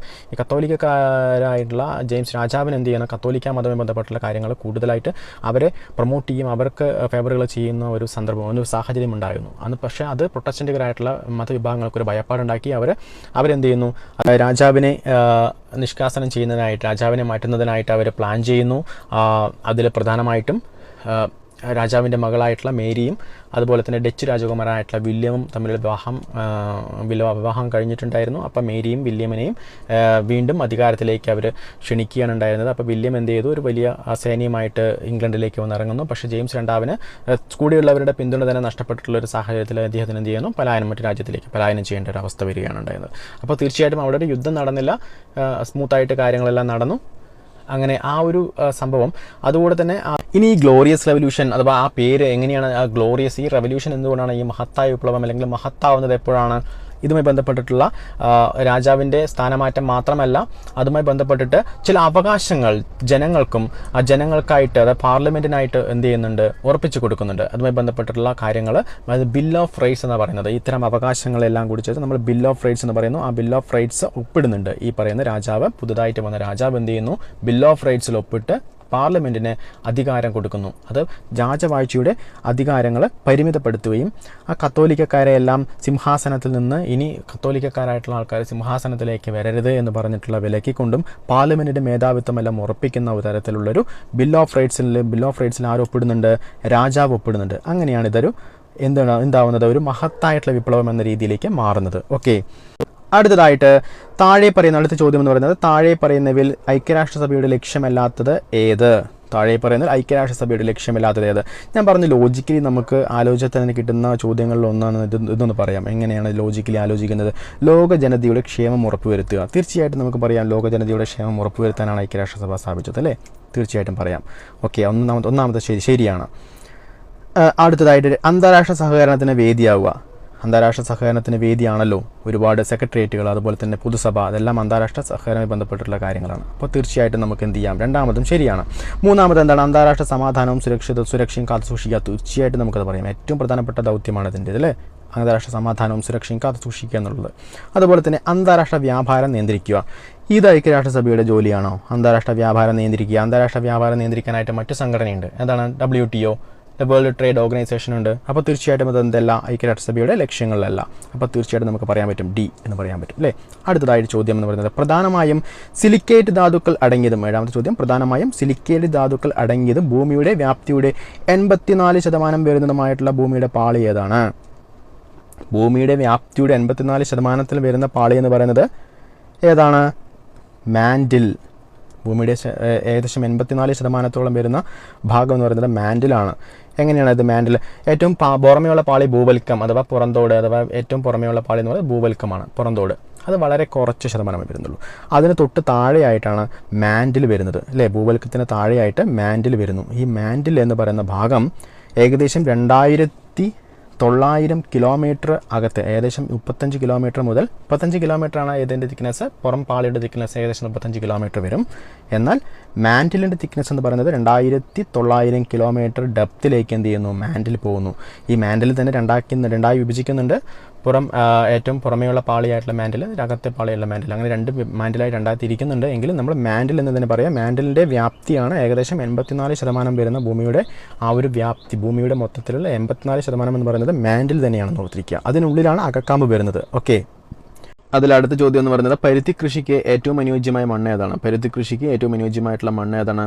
നമുക്ക് ഒരുപാട് PSC പരീക്ഷകളിൽ ആവർത്തിച്ച് ചോദിച്ചിട്ടുള്ള ചോദ്യമാണ്, മുൻവർഷ ചോദ്യമാണിത്. കറുത്ത മണ്ണെന്ന് പറയുന്നു, അല്ലേ? കറുത്ത മണ്ണാണ് പരുത്തി കൃഷിക്ക് ഏറ്റവും അനുയോജ്യമായിട്ടുള്ള മണ്ണ്. കറുത്ത മണ്ണ് കാണപ്പെടുന്ന കേരളത്തിലെ സ്ഥലം ഏതാണ്? പാലക്കാട് ജില്ലയിലെ ചിറ്റൂർ താലൂക്കിലാണ് കറുത്ത മണ്ണ് കാണപ്പെടുന്നത്. അതുപോലെ തന്നെ ഇന്ത്യയിൽ ഏറ്റവും കൂടുതൽ കറുത്ത മണ്ണ് കാണപ്പെടുന്നത് ഡെക്കാൻ മേഖലകളിലാണ്. ഡെക്കാൻ മേഖലകളിൽ വരുന്ന കർണാടക, മഹാരാഷ്ട്ര തുടങ്ങിയിട്ടുള്ള സംസ്ഥാനങ്ങളിലെല്ലാം പരുത്തി കൃഷി വ്യാപകമായിട്ട് കൃഷി ചെയ്യുന്നുണ്ട്. ഇവിടെയാണ് കറുത്ത മണ്ണ് ഏറ്റവും കൂടുതലായിട്ട് കാണപ്പെടുന്നത്. ഓക്കെ, അതുപോലെ തന്നെ അടുത്ത ചോദ്യം എന്ന് പറയുന്നത്, കാൻട്രാപ്പ് എന്നറിയപ്പെടുന്ന ഭൂമിശാസ്ത്രപരമായ രൂപീകരണത്തെ ഇനി പറയുന്ന ഏത് പ്രസ്താവനയാണ് ശരിയായി വിവരിക്കുന്നത്? ഏതാണ് പ്രസ്താവനകൾ? മെസസോയിക് കാലഘട്ടത്തിൽ പ്രാഥമികമായി രൂപപ്പെട്ട അവശിഷ്ട പാറകൾ ചേർന്നതാണ് ഇത്. ക്രിറ്റേഷ്യസ് കാലഘട്ടത്തിൻ്റെ അവസാനത്തിൽ അഗ്നിപർവ്വത സ്ഫോടനങ്ങളാൽ രൂപപ്പെട്ട ഒരു വലിയ അഗ്നിപ്രവിശ്യയാണിത്. അതുപോലെ തന്നെ മൂന്നാമത് പ്രസ്താവന, ഹിമാലയൻ ഓറോജനി സമയത്ത് രൂപം കൊണ്ട മടക്കിയ പർവ്വതങ്ങൾ ഇതിലടങ്ങിയിരിക്കുന്നു. നാലാമത്, തൃതീയ കാലഘട്ടത്തിൽ സമുദ്രാതിർത്തികൾ മൂലം രൂപപ്പെട്ട ഒരു തീരപ്രദേശമാണിത്. ഇതിൻ്റെ ആൻസർ എന്ന് പറയുന്നത് ബി, ക്രിറ്റേഷ്യസ് കാലഘട്ടത്തിൻ്റെ അവസാനത്തിൽ അഗ്നിപർവ്വത സ്ഫോടനങ്ങളിൽ രൂപപ്പെട്ട ഒരു വലിയ അഗ്നിപ്രവിശ്യയാണിത്. ഇത് പ്രധാനമായിട്ടും ഇത് +1 ടെക്സ്റ്റ് ബുക്കിലെ ഭൂമിശാസ്ത്രപരമായിട്ടുള്ള ജിയോഗ്രഫി ടെക്സ്റ്റ് ബുക്കിൽ നിന്നും വന്നിട്ടുള്ളൊരു ചോദ്യമാണ്. ഈ +1 ടെക്സ്റ്റ് ബുക്ക് മലയാളത്തിലുള്ള ടെക്സ്റ്റ് ബുക്ക് പഠിച്ചിട്ടുള്ളവർക്ക് കൃത്യമായിട്ട് ആൻസർ ചെയ്യാൻ പറ്റുമെന്ന് വിചാരിക്കുന്നു. എന്താ വെച്ചാൽ ഇതുമായി ബന്ധപ്പെട്ടിട്ടുള്ള ഈ ഭൂമിയുടെ രൂപീകരണം, അതായത് പ്ലേറ്റ് ടെക്ടോണിക്സ് എല്ലാം നടന്നുണ്ട് അല്ലേ.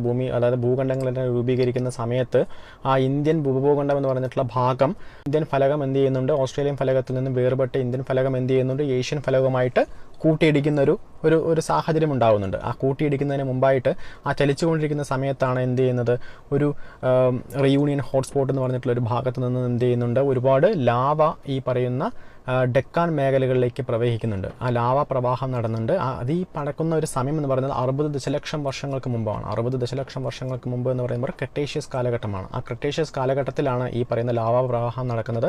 ആ ലാവ പ്രവാഹത്തിലാണ് എന്തെന്ന് ഡെക്കാൻ മേഖല മുഴുവനായിട്ടും നിർമ്മിക്കപ്പെട്ടിരിക്കുന്നത് പറയുന്നത്. പിന്നീട് അതിനുശേഷമാണ് പിന്നീട് എന്ത് ചെയ്യുന്നത്, ഈ പറയുന്ന ഏഷ്യൻ വൻകരയുമായിട്ട് കൂട്ടിയിടിക്കുന്നതും ഹിമാലയൻ രൂപപ്പെടുന്നതും. ഓക്കെ, അതിന് മുമ്പ് തന്നെ എന്ത് ചെയ്യുന്നുണ്ട്, ഈ ഡെക്കാൻ ട്രാപ്പ് മേഖലകൾ രൂപപ്പെടുന്നുണ്ട്. ഹിമാലയൻ രൂപീകരിക്കുന്നതിന് മുമ്പാണ് ഡെക്കാൻ മേഖലകൾ രൂപീകരിക്കപ്പെട്ടിരിക്കുന്നത്. ഓക്കെ, അടുത്ത ചോദ്യം എന്ന് പറയുന്നത്, ഏത് അന്തരീക്ഷ പാളിയിലാണ് ഓസോൺ പാളി കാണപ്പെടുന്നത്? ഇത് കഴിഞ്ഞ തിരുവനന്തപുരം LDC പരീക്ഷയുമായി ബന്ധപ്പെട്ടിട്ടുള്ള ഒരു ചോദ്യപേപ്പറിൻ്റെ റിലേറ്റഡ് ഫാക്ട്സിൽ ഞാൻ കൃത്യമായിട്ട് പറഞ്ഞതാണ്. കൃത്യമായിട്ടുള്ളൊരു വീഡിയോ അതിലുണ്ട്. അത് സ്ട്രാറ്റോസ്ഫിയർ ആണ് അല്ലേ. ആ വിവിധതരം അന്തരീക്ഷ പാളികളെ കുറിച്ചിട്ടുള്ള കൃത്യമായിട്ടുള്ളൊരു വീഡിയോ ഞാൻ ചെയ്തിട്ടുണ്ടായിരുന്നു. ഓക്കെ, അടുത്ത ചോദ്യം എന്ന് പറയുന്നത്, കേരളത്തിൽ പ്രധാനമായും കാണപ്പെടുന്നതും വിവിധ വ്യവസായങ്ങളിൽ ഉപയോഗിക്കുന്നതുമായിട്ടുള്ള ടൈറ്റാനിയം ഡയോക്സൈഡ് പിഗ്മെൻറ്റിൻ്റെ ഉൽപ്പാദനത്തെ പിന്തുണയ്ക്കുന്നതായിട്ടുള്ള ധാതു ഏതാണ്? അപ്പോൾ ടൈറ്റാനിയത്തിൻ്റെ ഉൽപ്പാദനത്തിനായിട്ട് പിന്തുണയ്ക്കുന്ന ധാതു, ഇപ്പോൾ കേരളത്തിലെ ടൈറ്റാനിയത്തിൻ്റെ ഉൽപ്പാദനം എന്ന് പറയുമ്പോൾ തന്നെ നമുക്കറിയാം, നമുക്ക് ടൈറ്റാനിയത്തിൻ്റെ രണ്ട് അയിരുകളാണ് പ്രധാനമായിട്ടും കേരളത്തിൽ കാണപ്പെടുന്നത്. നീണ്ടകര ചവറ മേഖലകളിലെ ചവറ ബെൽറ്റിൽ കാണപ്പെടുന്ന പ്രധാനമായിട്ടും ഇലുമിനേറ്റ്, മോണസൈറ്റ് തുടങ്ങിയിട്ടുള്ള അയിരുകൾ കാണപ്പെടുന്നുണ്ടെന്ന് പറഞ്ഞു. അതുമായി ബന്ധപ്പെട്ടുള്ള titanium factory Kerala metals and minerals limited ഒക്കെ അവിടെയാണ് സ്ഥാപിക്കപ്പെട്ടിരിക്കുന്നത്.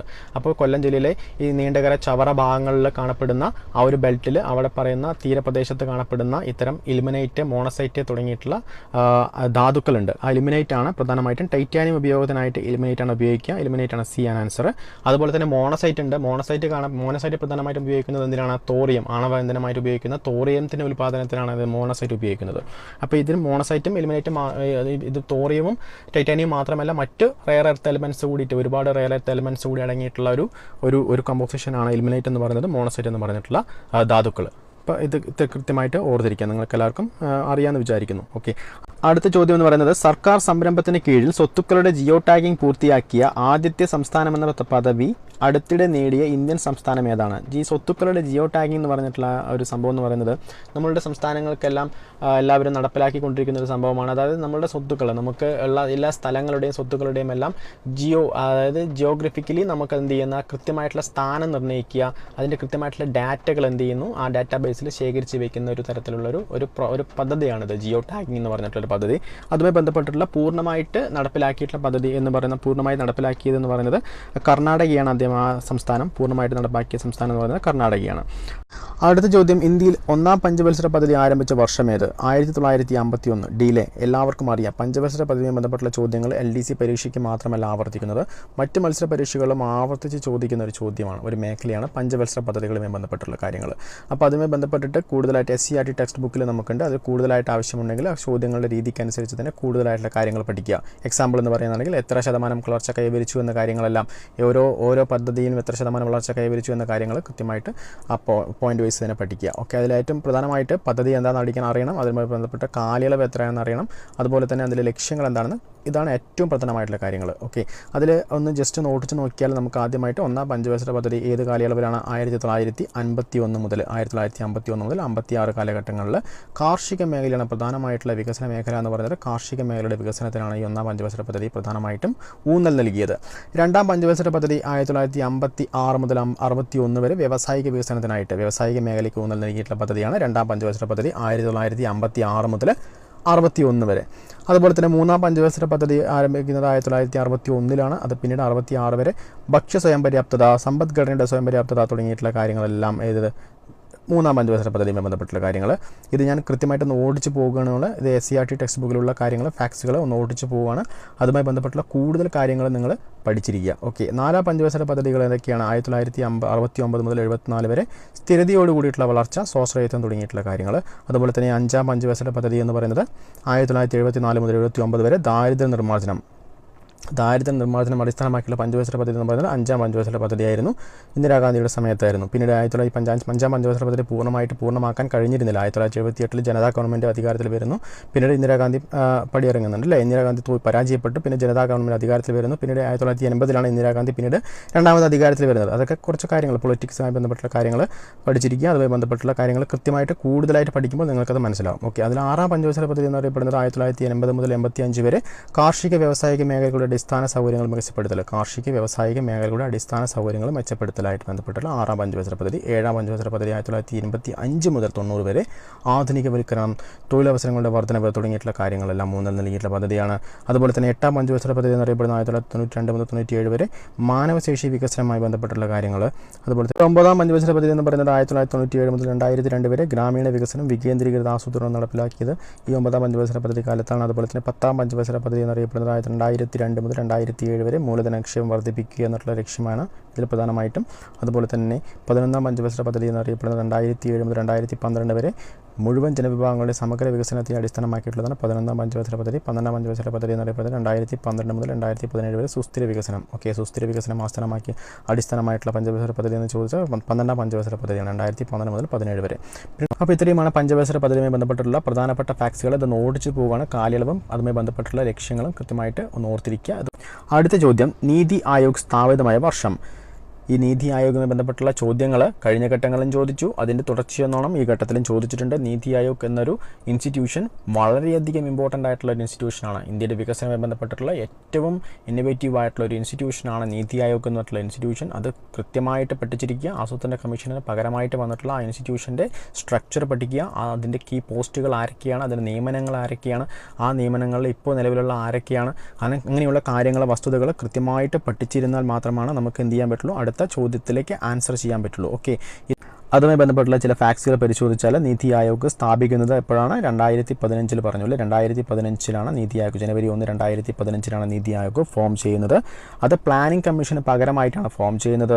അതുമായി ബന്ധപ്പെട്ടിട്ടുള്ള ഹെഡ് ക്വാർട്ടേഴ്സ് എന്ന് പറയുന്നത് ന്യൂഡൽഹിയിലാണ് അതിൻ്റെ ഹെഡ് ക്വാർട്ടേഴ്സ്.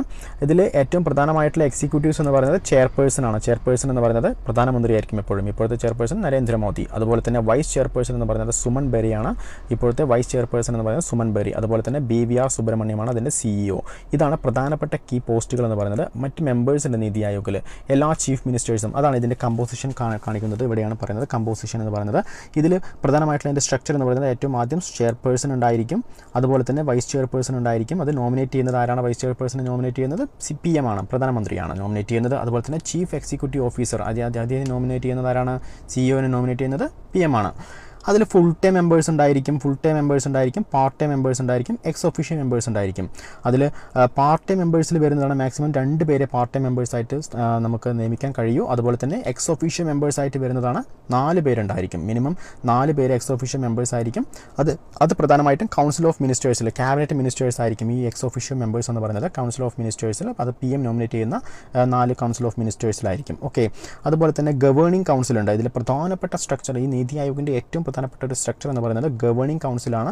ആ ഗവേണിംഗ് കൗൺസിൽ നമ്മൾ പ്ലാനിംഗ് കമ്മീഷൻ പഠിച്ചിട്ട് നാഷണൽ ഡെവലപ്മെൻറ്റ് കൗൺസിൽ എന്ന് പറഞ്ഞിട്ടുള്ള NDC എന്ന് പഠിച്ചിട്ടില്ലേ? നാഷണൽ ഡെവലപ്മെൻറ്റ് കൗൺസിൽ ഈ പ്ലാനിങ്ങുമായി ബന്ധപ്പെട്ടുള്ള കാര്യങ്ങൾക്ക് അന്തിമ തീരുമാനം, അന്തിമ അംഗീകാരം നൽകുന്നത് NDC ആണ്, നാഷണൽ ഡെവലപ്മെൻറ്റ് കൗൺസിലാണ് അല്ലേ. ആ കൗൺസിലുമായി ബന്ധപ്പെട്ടുള്ള അതേ സ്ട്രക്ചറാണ്, അതൊരു ഫംഗ്ഷനാണ് ഈ പറയുന്ന ഗവേണിംഗ് കൗൺസിൽ എന്ന നീതി ആയോഗിൻ്റെ ഗവേണിംഗ് കൗൺസിൽ നിർവഹിക്കുന്നത്. ഇവരാണ് ഇതിൻ്റെ കറക്റ്റായിട്ടുള്ള ഇതിൻ്റെ അന്തിമ അംഗീകാരം, ഒരു പ്ലാനിങ്ങുമായി ബന്ധപ്പെട്ടുള്ള കാര്യങ്ങൾ അന്തിമ അംഗീകാരം നൽകുന്നത് ഗവേണിംഗ് കൗൺസിലാണ്. ഇതിൻ്റെ പ്രധാനമായിട്ടുള്ള ഗവേണിംഗ് കൗൺസിൽ വരുന്നവരാണ് chief ministers, lieutenant governors of union territories. എല്ലാ സ്റ്റേറ്റിലെയും ചീഫ് മിനിസ്റ്റേഴ്സും യൂണിയൻ ടെറിട്ടറീസിലെ ലഫ്റ്റനന്റ് ഗവർണേഴ്സുമാണ് പ്രധാനമായിട്ടും ഈ പറയുന്ന ഗവേണിംഗ് കൗൺസിൽ വരുന്നത്. അതുപോലെ തന്നെ റീജിയണൽ കൗൺസിൽസ് ഉണ്ട്. അത് ചീഫ് മിനിസ്റ്റർ, അതത് റീജിയൻസിലായിട്ട് റീജിയണൽ കൗൺസിലുകളുണ്ട്. അതിലും ചീഫ് മിനിസ്റ്റേഴ്സും ലഫ്റ്റനന്റ് ഗവർണേഴ്സും ആയിരിക്കും. അതത് റീജിയനിലുള്ള ചീഫ് മിനിസ്റ്റേഴ്സും ലഫ്റ്റനന്റ് ഗവർണേഴ്സും ആയിരിക്കും. ഓക്കെ, അടുത്ത ചോദ്യം, ഇന്ത്യയിൽ നടപ്പിലാക്കുന്ന പഞ്ചവത്സര പദ്ധതികളുടെ ലക്ഷ്യങ്ങൾ എന്തെല്ലാം? നമ്മൾ പഞ്ചവത്സര പദ്ധതിയുമായി ബന്ധപ്പെട്ടിട്ടുള്ള രണ്ടാമത്തെ ചോദ്യമാണ് അല്ലേ, ഒരു ക്വസ്റ്റ്യൻ പേപ്പറിൽ തന്നെ പഞ്ചവത്സര പദ്ധതിയുമായി ബന്ധപ്പെട്ട് രണ്ടാമത്തെ ചോദ്യം കൂടി വന്നിരിക്കുകയാണ്. അതിൽ ഇന്ത്യയിൽ നടപ്പിലാക്കുന്ന പഞ്ചവത്സര പദ്ധതിയുടെ ലക്ഷ്യങ്ങൾ, ഇതിൽ ലോജിക്കിൽ തന്നെ ആൻസർ ചെയ്യാവുന്ന ഒരു ക്വസ്റ്റ്യൻ ആയിട്ടാണ് എനിക്ക് തോന്നുന്നത്. അതിൽ നമുക്കത് എല്ലാം ഇതിപ്പോൾ പഞ്ചവത്സര പദ്ധതിയുമായി ബന്ധപ്പെട്ട കാര്യങ്ങളെല്ലാം ഫാക്സുകളെല്ലാം പഠിച്ചിരിക്കുന്ന ഒരാൾക്ക് കൃത്യമായിട്ട് ഇതിൽ ആൻസർ ചെയ്യാൻ പറ്റും. ഓക്കെ, സാമ്പത്തിക വളർച്ച, ഒന്നാമത്തെ ഓപ്ഷൻ സാമ്പത്തിക വളർച്ച. തീർച്ചയായിട്ടും സാമ്പത്തിക വളർച്ച ലക്ഷ്യം വയ്ക്കുന്നുണ്ട്. അതുപോലെ തന്നെ സാമൂഹിക സമത്വവും സ്വയം പര്യാപ്തതയും തീർച്ചയായിട്ടും ലക്ഷ്യം വയ്ക്കുന്നുണ്ട്. ആധുനികവൽക്കരണം ലക്ഷ്യം വയ്ക്കുന്നുണ്ട്. ഇപ്പോൾ ഇത്തരം കാര്യങ്ങളെല്ലാം ലക്ഷ്യം വയ്ക്കുന്നുണ്ട്. അപ്പോൾ മുകളിൽ കൊടുത്തിരിക്കുന്നത് എല്ലാം, ഈ മുകളിൽ കൊടുത്തിരിക്കുന്നത് എല്ലാം എന്നൊരു ഓപ്ഷൻ നമ്മളുടെ ഓപ്ഷനിൽ വരുവാണെങ്കിൽ മിക്കവാറും ചോദ്യങ്ങളെല്ലാം അതായിരിക്കാൻ ചാൻസ് ആണ്. ഏറ്റവും കൂടുതൽ ചാൻസ് ആ ഒരു ഓപ്ഷൻ ആയിരിക്കാനാണ് കൂടുതൽ ചാൻസ്. ഓക്കെ, അത് എല്ലാത്തിലും അത് ശരിയാവണമെന്നില്ല എങ്കിൽ തന്നെ മോസ്റ്റ് ഓഫ് ഓൾ ക്വസ്റ്റ്യൻസിലെല്ലാം അതായിരിക്കും മാക്സിമം കൂടുതൽ ആൻസർ വരാനുള്ളത്. ഓക്കെ, അടുത്ത ചോദ്യം എന്ന് പറയുന്നത്, ഇന്ത്യയിൽ GDP കണക്കാക്കുന്നത് ആരാണ്? ഇന്ത്യയിൽ GDP കണക്കാക്കുന്നത് ആരാണ്? സെൻട്രൽ സ്റ്റാറ്റിസ്റ്റിക്കൽ ഓഫീസ് അല്ലേ, സെൻട്രൽ സ്റ്റാറ്റിസ്റ്റിക്കൽ ഓഫീസ്. ഈ സെൻട്രൽ സ്റ്റാറ്റിസ്റ്റിക്കൽ ഓഫീസ് അതുപോലെ തന്നെ national sample survey office NSSO തുടങ്ങിയിട്ടുള്ള കാര്യങ്ങളെക്കുറിച്ച് ഞാൻ കഴിഞ്ഞ വീഡിയോയിൽ കൃത്യമായിട്ട് പറഞ്ഞിട്ടുണ്ടായിരുന്നു. ആ വീഡിയോ കണ്ടിട്ടുള്ളവർക്ക് ഇത് സിമ്പിളായിരിക്കും. ഓക്കെ, ഇതുമായി ബന്ധപ്പെട്ടുള്ള സെൻട്രൽ സ്റ്റാറ്റിസ്റ്റിക്കൽ ഓഫീസ് സ്ഥാപിക്കുന്നത് 1951 അതുപോലെ തന്നെ NSSO national sample survey office സ്ഥാപിക്കുന്നത് 1950 അപ്പോൾ ഇത് രണ്ടും 2019 മെർജ് ചെയ്ത് ഒരു സ്ഥാപനത്തിന് കീഴിലേക്ക് കൊണ്ടുവരുന്നു. ആ സ്ഥാപനമാണ് നാഷണൽ സ്റ്റാറ്റിസ്റ്റിക്കൽ ഓഫീസ് എന്ന് പറയുന്നത് NSO. അപ്പോൾ ഇത്തരം കാര്യങ്ങൾ കൃത്യമായിട്ട് പഠിച്ചിരിക്കുക. ഓക്കെ, അടുത്ത ചോദ്യം, ഡിജിറ്റൽ സാക്ഷരതയും ഡിജിറ്റൽ അടിസ്ഥാന വികസനവും വർദ്ധിപ്പിക്കുന്നതിന് ഇന്ത്യ ഗവൺമെൻറ് തുടങ്ങിയ പുതിയ പദ്ധതിയുടെ പേരെന്താണ്? എല്ലാവർക്കും അറിയാമല്ലോ, ഡിജിറ്റൽ ഇന്ത്യ എന്ന് പറഞ്ഞിട്ടുള്ളൊരു ഫ്ലാഗ്ഷിപ്പ് പ്രോഗ്രാമാണ് ഇന്ത്യയുടേത്. ആ ഡിജിറ്റൽ ഇന്ത്യയുടെ കീഴിൽ ഒരുപാട് പദ്ധതികൾ ഡിജിറ്റലൈസേഷനുമായി ബന്ധപ്പെട്ടുള്ള ഒരുപാട് പദ്ധതികൾ, സാക്ഷരത, കമ്പ്യൂട്ടർ, ഇൻ്റർനെറ്റ്, മറ്റ് ആക്സസിബിലിറ്റി തുടങ്ങിയിട്ടുള്ള ഒരുപാട് പദ്ധതികൾ ഡിജിറ്റൽ ഇന്ത്യ എന്ന് പറഞ്ഞിട്ടുള്ള പ്രോഗ്രാമിന് കീഴിൽ വരുന്നുണ്ട്. 9 പില്ലേഴ്സാണ് ഡിജിറ്റൽ ഇന്ത്യ എന്ന് പറഞ്ഞ പ്രോഗ്രാം. ആ പ്രോഗ്രാമുമായി ബന്ധപ്പെട്ടുള്ള കാര്യങ്ങൾ കൂടുതലായിട്ട് പഠിക്കേണ്ടതായിട്ടില്ല എങ്കിൽ തന്നെയും ഒരു അടിസ്ഥാനപരമായിട്ട് തന്നെ പഠിച്ചിരിക്കുക. അതിൽ ഡിജിറ്റൽ സാക്ഷരത, ഡിജിറ്റൽ അടിസ്ഥാന വികസനം കാര്യങ്ങളെല്ലാം നോക്കുന്നത് ഡിജിറ്റൽ ഇന്ത്യ എന്ന് പറഞ്ഞിട്ടുള്ള ഒരു ഫ്ലാഗ്ഷിപ്പ് പ്രോഗ്രാമിൻ്റെ അണ്ടറിലാണെന്ന് ഓർത്തിരിക്കുക. അതുപോലെ തന്നെ അടുത്ത ചോദ്യം എന്ന് പറയുന്നത്, ഇന്ത്യയിൽ ഹരിത വിപ്ലവത്തിൻ്റെ ശില്പി എന്നറിയപ്പെടുന്നത് ആരാണ്? എല്ലാവർക്കും അറിയാലോ, ഇന്ത്യയിൽ ഹരിത വിപ്ലവത്തിൻ്റെ ശില്പി MS സ്വാമിനാഥൻ അടുത്തിടെ അന്തരിച്ചു. MS സ്വാമിനാഥനാണ് ഇന്ത്യയിൽ ഹരിത വിപ്ലവത്തിൻ്റെ ശില്പി എന്നറിയപ്പെടുന്നത്. ലോകത്തിലെ ഹരിത വിപ്ലവം ആരംഭിക്കുന്നത് നോർമൻ ബോർലോഗാണ് അല്ലേ, മെക്സിക്കോയിലെ നോർമൻ ബോർലോഗാണ് ലോകത്തിൽ ആദ്യമായിട്ട് ഹരിത വിപ്ലവം ആരംഭിക്കുന്നത്. ഇന്ത്യയിൽ ഹരിത വിപ്ലവത്തിൻ്റെ ശില്പി എന്നറിയപ്പെടുന്നത് MS സ്വാമിനാഥൻ. ഈ ഹരിത വിപ്ലവവുമായി ബന്ധപ്പെട്ടിട്ടുള്ള കാര്യങ്ങൾ വളരെ കണക്റ്റഡായിട്ട് കഴിഞ്ഞ ഘട്ടങ്ങളും ചോദിച്ചു, ഈ ഘട്ടങ്ങളും ചോദിച്ചുകൊണ്ടേയിരിക്കുന്നുണ്ട്. ഹരിത വിപ്ലവം കൃത്യമായിട്ട് അതുമായി ബന്ധപ്പെട്ടുള്ള ഫാക്ട്സുകളെല്ലാം പഠിച്ചിരിക്കുക. ഓക്കെ, അടുത്തത് നീതി ആയോഗിൻ്റെ ഇപ്പോഴത്തെ വൈസ് ചെയർമാൻ. നീതി ആയോഗുമായി ബന്ധപ്പെട്ട രണ്ടാമത്തെ ചോദ്യമാണ്. നീതി ആയോഗിൻ്റെ ഇപ്പോഴത്തെ വൈസ് ചെയർപേഴ്സൺ നമ്മൾ പറഞ്ഞില്ലേ, ഡിസ്കസ് ചെയ്തു നീതി ആയോഗുമായി ബന്ധപ്പെട്ടുള്ള പ്രധാനപ്പെട്ട കാര്യങ്ങൾ. സുമൻ ബെറി എന്നാണ് ഇപ്പോഴത്തെ വൈസ് ചെയർപേഴ്സൺ എന്നറിയപ്പെടുന്നത്. ഓക്കെ, അതുപോലെ തന്നെ അടുത്ത ചോദ്യം, ഭരണഘടനയുടെ 42ാം ഭേദഗതിയുമായി ബന്ധപ്പെട്ട ശരിയായ പ്രസ്താവനകൾ ഏതെല്ലാം? ഒന്നാമത്തെ പ്രസ്താവന സോഷ്യലിസ്റ്റ്, സെക്യുലർ എന്നീ പദങ്ങൾ കൂട്ടിച്ചേർത്തു. രണ്ടാമത്തെ പ്രസ്താവന സമത്വം, സാഹോദര്യം എന്നീ പദങ്ങൾ കൂട്ടിച്ചേർത്തു. മൂന്നാമത് അഖണ്ഡത എന്ന പദം കൂട്ടിച്ചേർത്തു. നമുക്കെല്ലാവർക്കും അറിയാം, സോഷ്യലിസ്റ്റ്, സെക്യുലർ എന്നീ പദങ്ങൾ കൂട്ടിച്ചേർത്തു. ഏതിനോടൊപ്പം കൂട്ടിച്ചേർത്തു? ആമുഖത്തോടൊപ്പം കൂട്ടിച്ചേർത്തു. ആമുഖം ഭേദഗതി ചെയ്തിട്ടുള്ള ആദ്യത്തെ ഭേദഗതിയും അവസാനത്തെ ഭേദഗതിയും ഏതാണ്? 42ാം ഭരണഘടന ഭേദഗതിയാണ്. ആമുഖത്തോടൊപ്പം സോഷ്യലിസ്റ്റ്, സെക്യുലർ എന്നീ പദങ്ങൾ കൂട്ടിച്ചേർത്തു. സമത്വം, സാഹോദര്യം എന്നീ പദങ്ങൾ കൂട്ടിച്ചേർത്തിട്ടുണ്ടോ? കൂട്ടിച്ചേർക്കേണ്ട ആവശ്യമില്ല, ഓൾറെഡി അതിലുണ്ട് അല്ലേ. സമത്വം, സാഹോദര്യം എന്നീ പദങ്ങൾ ഓൾറെഡി ഭരണഘടന നിർമ്മിക്കുന്ന സമയത്ത് തന്നെ സമത്വം, സാഹോദര്യം എന്നീ പദങ്ങൾ എന്തുണ്ട്? അതിൽ ആമുഖത്തോടൊപ്പം തന്നെ ഉണ്ട്. ഓക്കെ, അതിൽ തന്നെ അഖണ്ഡത എന്ന പദം കൂടി കൂട്ടിച്ചേർക്കപ്പെടുന്നുണ്ട് അല്ലേ. അഖണ്ഡത എന്ന പദം കൂടി, ഇൻറ്റഗ്രിറ്റി എന്ന പദം കൂടി ഏത് ചെയ്യുന്നുണ്ട്? 42ാം ഭരണഘടനാ ഭേദഗതി കൂട്ടിച്ചേർക്കുന്നുണ്ട്.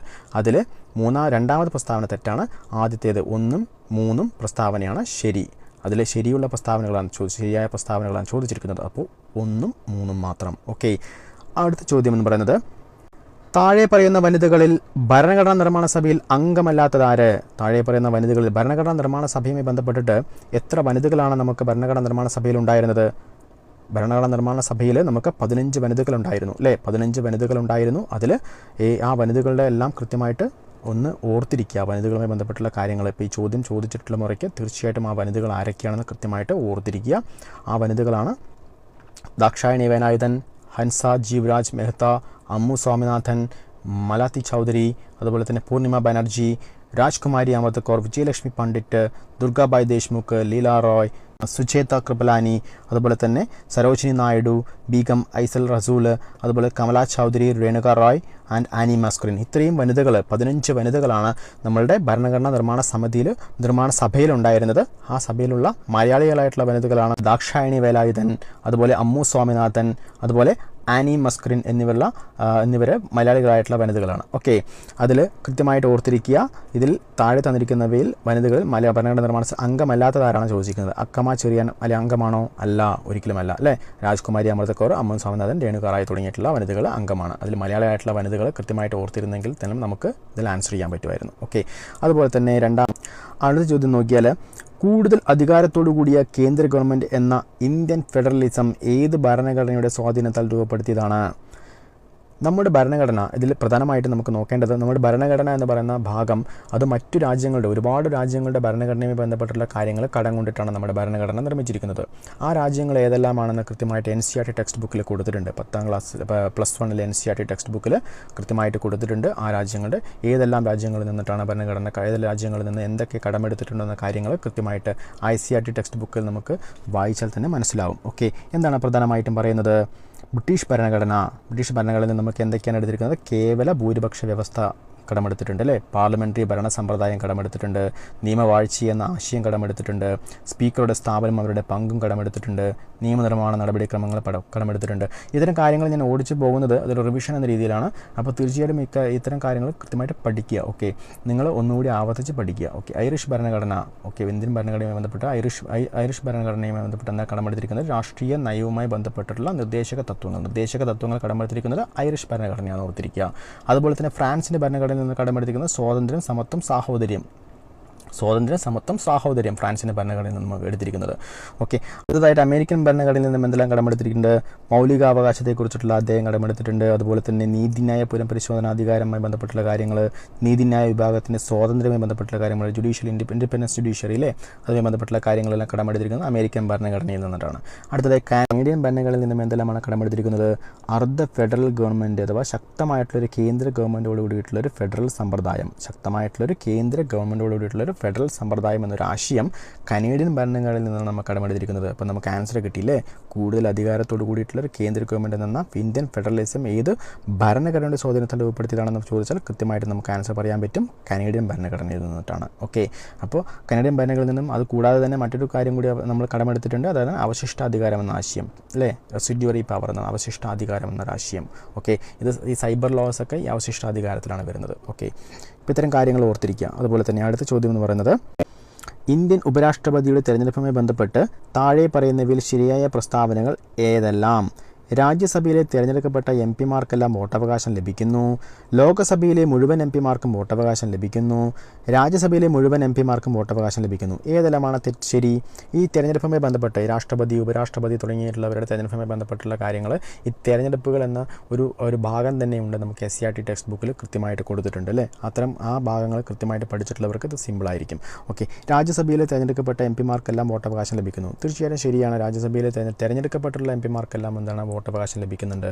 അതുപോലെ തന്നെ അതിൽ തന്നെ നമുക്ക് ശ്രദ്ധിക്കേണ്ട കാര്യം എന്ന് പറയുന്നത്, രാഷ്ട്രപതി തെരഞ്ഞെടുപ്പിലും ഉപരാഷ്ട്രപതി തെരഞ്ഞെടുപ്പിലും പ്രധാനമായിട്ടുള്ള വ്യത്യാസം എന്ന് പറയുന്നത് രണ്ടും ഇലക്ട്രൽ കോളേജ് വഴിയാണ് തിരഞ്ഞെടുക്കുന്നത്. പക്ഷേ ഈ ഇലക്ട്രൽ കോളേജിലെ അംഗങ്ങൾ രാഷ്ട്രപതിയിൽ പ്രധാനമായിട്ടും രാജ്യസഭാ അംഗങ്ങളുണ്ട്, അതുപോലെ ലോക്സഭാ അംഗങ്ങളുണ്ട്, അതുപോലെ തന്നെ സംസ്ഥാന നിയമസഭകളിലെ അംഗങ്ങളുണ്ട്.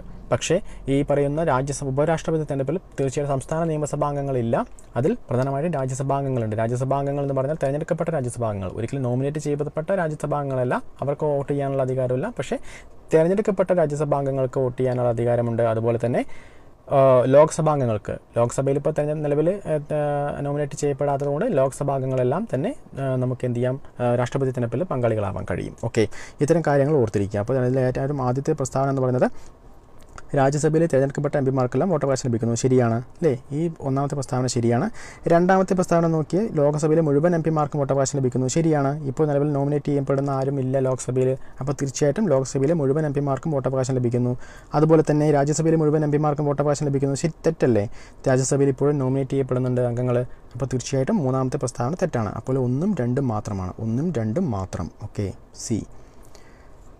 അടുത്ത ചോദ്യം നോക്കിയാൽ, കേന്ദ്ര സംസ്ഥാന അധികാര വിഭജനത്തെക്കുറിച്ച് പറയുന്നതിൽ സംസ്ഥാന ലിസ്റ്റിൽ പെടാത്ത വിഷയമേത്?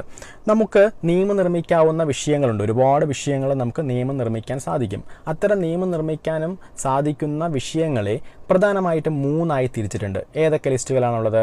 പ്രധാനമായ ലിസ്റ്റുകൾ എന്ന് പറയുന്നത് സംസ്ഥാന ലിസ്റ്റിൽ സ്റ്റേറ്റ് ലിസ്റ്റ് എന്നറിയപ്പെടുന്നു, കേന്ദ്ര ലിസ്റ്റ് യൂണിയൻ ലിസ്റ്റ് എന്നറിയപ്പെടുന്നു, അതുപോലെ തന്നെ സംയുക്ത ലിസ്റ്റ് എന്നറിയപ്പെടുന്ന കൺകറന്റ് ലിസ്റ്റ്.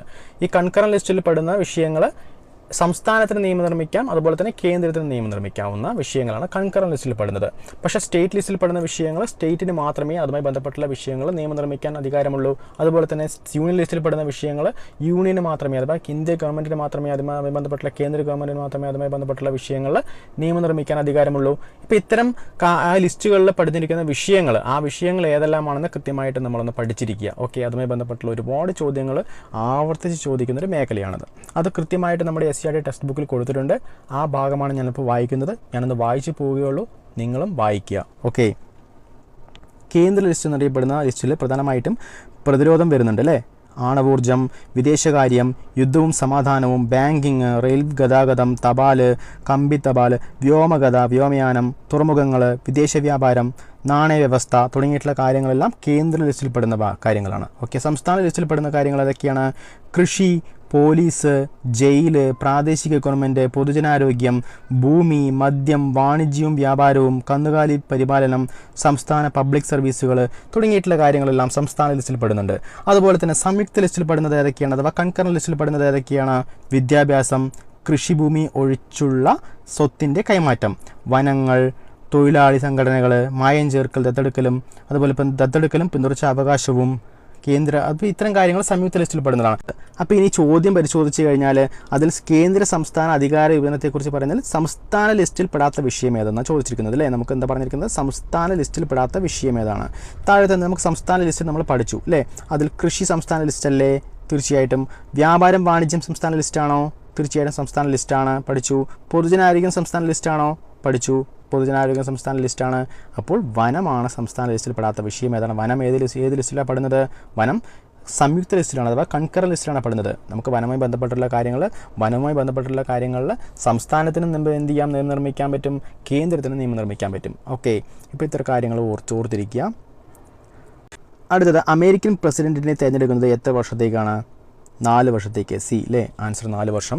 ഇത് മുൻവർഷ ക്വസ്റ്റ്യൻ പേപ്പറിൽ ഒരുപാട് മുൻവർഷ ചോദ്യങ്ങളിൽ ചോദിച്ചിട്ടുള്ളൊരു ചോദ്യമായതുകൊണ്ട് തന്നെ എല്ലാവർക്കും അറിയാൻ കഴിയും. ഓക്കെ, അതുപോലെ തന്നെ ഐക്യരാഷ്ട്രസഭയുടെ സെക്രട്ടറി ജനറൽ ആന്റോണിയോ ഗുട്ടറസ് ഏത് രാജ്യക്കാരനാണ്? ഒരു കറണ്ട് അഫയേഴ്സ് ചോദ്യമാണ്. ഐക്യരാഷ്ട്രസഭയുടെ സെക്രട്ടറി ജനറൽ ആയിട്ടുള്ള ആന്റോണിയോ ഗുട്ടറസ് ഏത് രാജ്യക്കാരനാണ്? പോർച്ചുഗൽ. എല്ലാവർക്കും അറിയാം അല്ലേ? കറണ്ട് അഫയേഴ്സ് പഠിച്ചിട്ടുള്ളവർക്ക് കൃത്യമായിട്ട് അറിയാൻ പറ്റും. അടുത്ത ചോദ്യം, കേരള സംസ്ഥാന ദുരന്ത നിവാരണ അതോറിറ്റിയുടെ ഘടനയെ സംബന്ധിക്കുന്ന ശരിയായ പ്രസ്താവന അല്ലെങ്കിൽ പ്രസ്താവനകൾ തിരഞ്ഞെടുക്കുക. അതിൽ ആദ്യത്തെ പ്രസ്താവന എന്ന് പറയുന്നത് അധ്യക്ഷൻ മുഖ്യമന്ത്രിയാണെന്ന് പറയുന്നുണ്ട്. അതുപോലെ തന്നെ നിലവിലെ അംഗസംഖ്യ 9 ആണെന്ന് പറയുന്നുണ്ട്. ഉപാധ്യക്ഷൻ revenue department additional chief secretary ആണെന്ന് പറയുന്നുണ്ട് അല്ലേ? കേരള സംസ്ഥാന ദുരന്ത നിവാരണ അതോറിറ്റിയുമായി ബന്ധപ്പെട്ടുള്ള ഘടനയെ സംബന്ധിക്കുന്ന കാര്യങ്ങളാണ് പറയുന്നത്.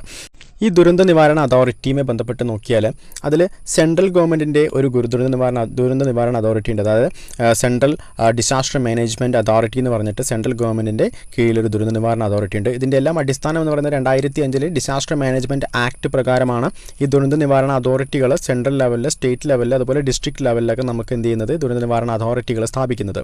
ഓക്കെ, ഇതുമായി ബന്ധപ്പെട്ടിട്ട് ഏറ്റവും ടോപ്പിൽ വരുന്നത് സെൻട്രൽ ഡിസാസ്റ്റർ മാനേജ്മെൻറ്റ് അതോറിറ്റി എന്ന് പറഞ്ഞിട്ടുള്ളൊരു സെൻട്രൽ അതോറിറ്റി ഉണ്ട്. എല്ലാ സ്റ്റേറ്റുകളിലും എന്തുണ്ട്? ഡിസാസ്റ്റർ മാനേജ്മെൻറ്റ് അതോറിറ്റികളുണ്ട്. അതത് സ്റ്റേറ്റുകളുടെ, ഇപ്പോൾ കേരളത്തിലെ Kerala state disaster management authority എന്ന് പറയും. അപ്പോൾ കേരള ദുരന്ത നിവാരണ അതോറിറ്റി.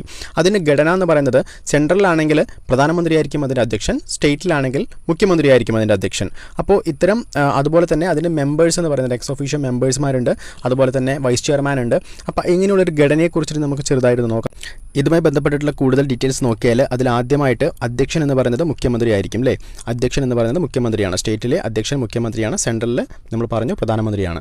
അതുപോലെ തന്നെ റവന്യൂ വകുപ്പ് മന്ത്രിയാണ് അതിൻ്റെ ഉപാധ്യക്ഷനായിട്ട് വരുന്നത്. എക്സ് ഒഫീഷ്യോ വൈസ് ചെയർമാൻ എന്ന് പറയുന്നത് റവന്യൂ വകുപ്പ് മന്ത്രിയാണ്. റവന്യൂ വകുപ്പ് മന്ത്രിയാണ് നമ്മളുടെ സ്റ്റേറ്റിൻ്റെ വൈസ് ചെയർമാൻ. മറ്റ് സ്റ്റേറ്റുകളിൽ ചിലപ്പോൾ മാറി വരാം, ആഭ്യന്തര മന്ത്രിയായിരിക്കാം, മറ്റു മന്ത്രിമാരായിരിക്കാം. പക്ഷേ നമ്മളുടെ disaster management authority, disaster management എന്ന് പറയുന്ന വകുപ്പ് സ്ഥിതി ചെയ്യുന്ന റവന്യൂ വകുപ്പിന് അണ്ടറിലായതുകൊണ്ട് റവന്യൂ വകുപ്പ് മന്ത്രിയാണ് ഇത് ഉപാധ്യക്ഷനായിട്ട് വരുന്നത്. ഓക്കെ, അതിൽ ആഭ്യന്തര വകുപ്പ് മന്ത്രിയും ഒരു എക്സ് ഒഫീഷ്യോ മെമ്പറാണ്. കൃഷി വകുപ്പ് മന്ത്രി ഒരു എക്സ് ഒഫീഷ്യോ മെമ്പറാണ്. ആരാണ്?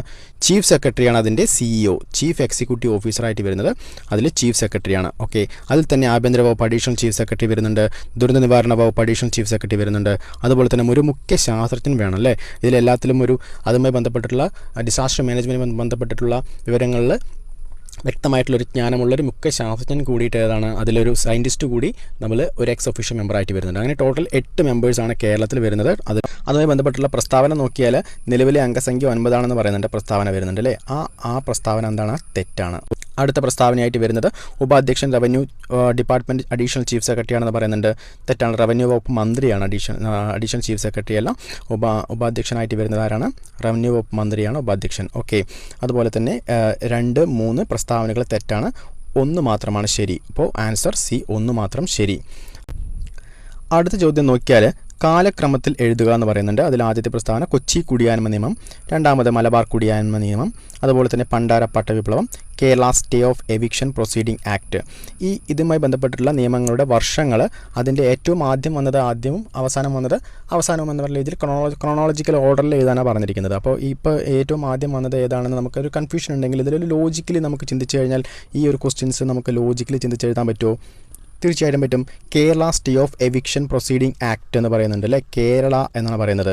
ഇതിൽ കൊച്ചി മലബാർ എന്നൊക്കെയാണ് പറയുന്നത്. അപ്പോൾ കേരള എന്ന് പറയുന്ന സ്റ്റേറ്റ് രൂപീകരിച്ചതിന് ശേഷം വന്നതായിരിക്കുമോ ഈ പറയുന്ന പ്രൊസീഡിംഗ് ആക്ട് എന്ന് പറയുന്നത്?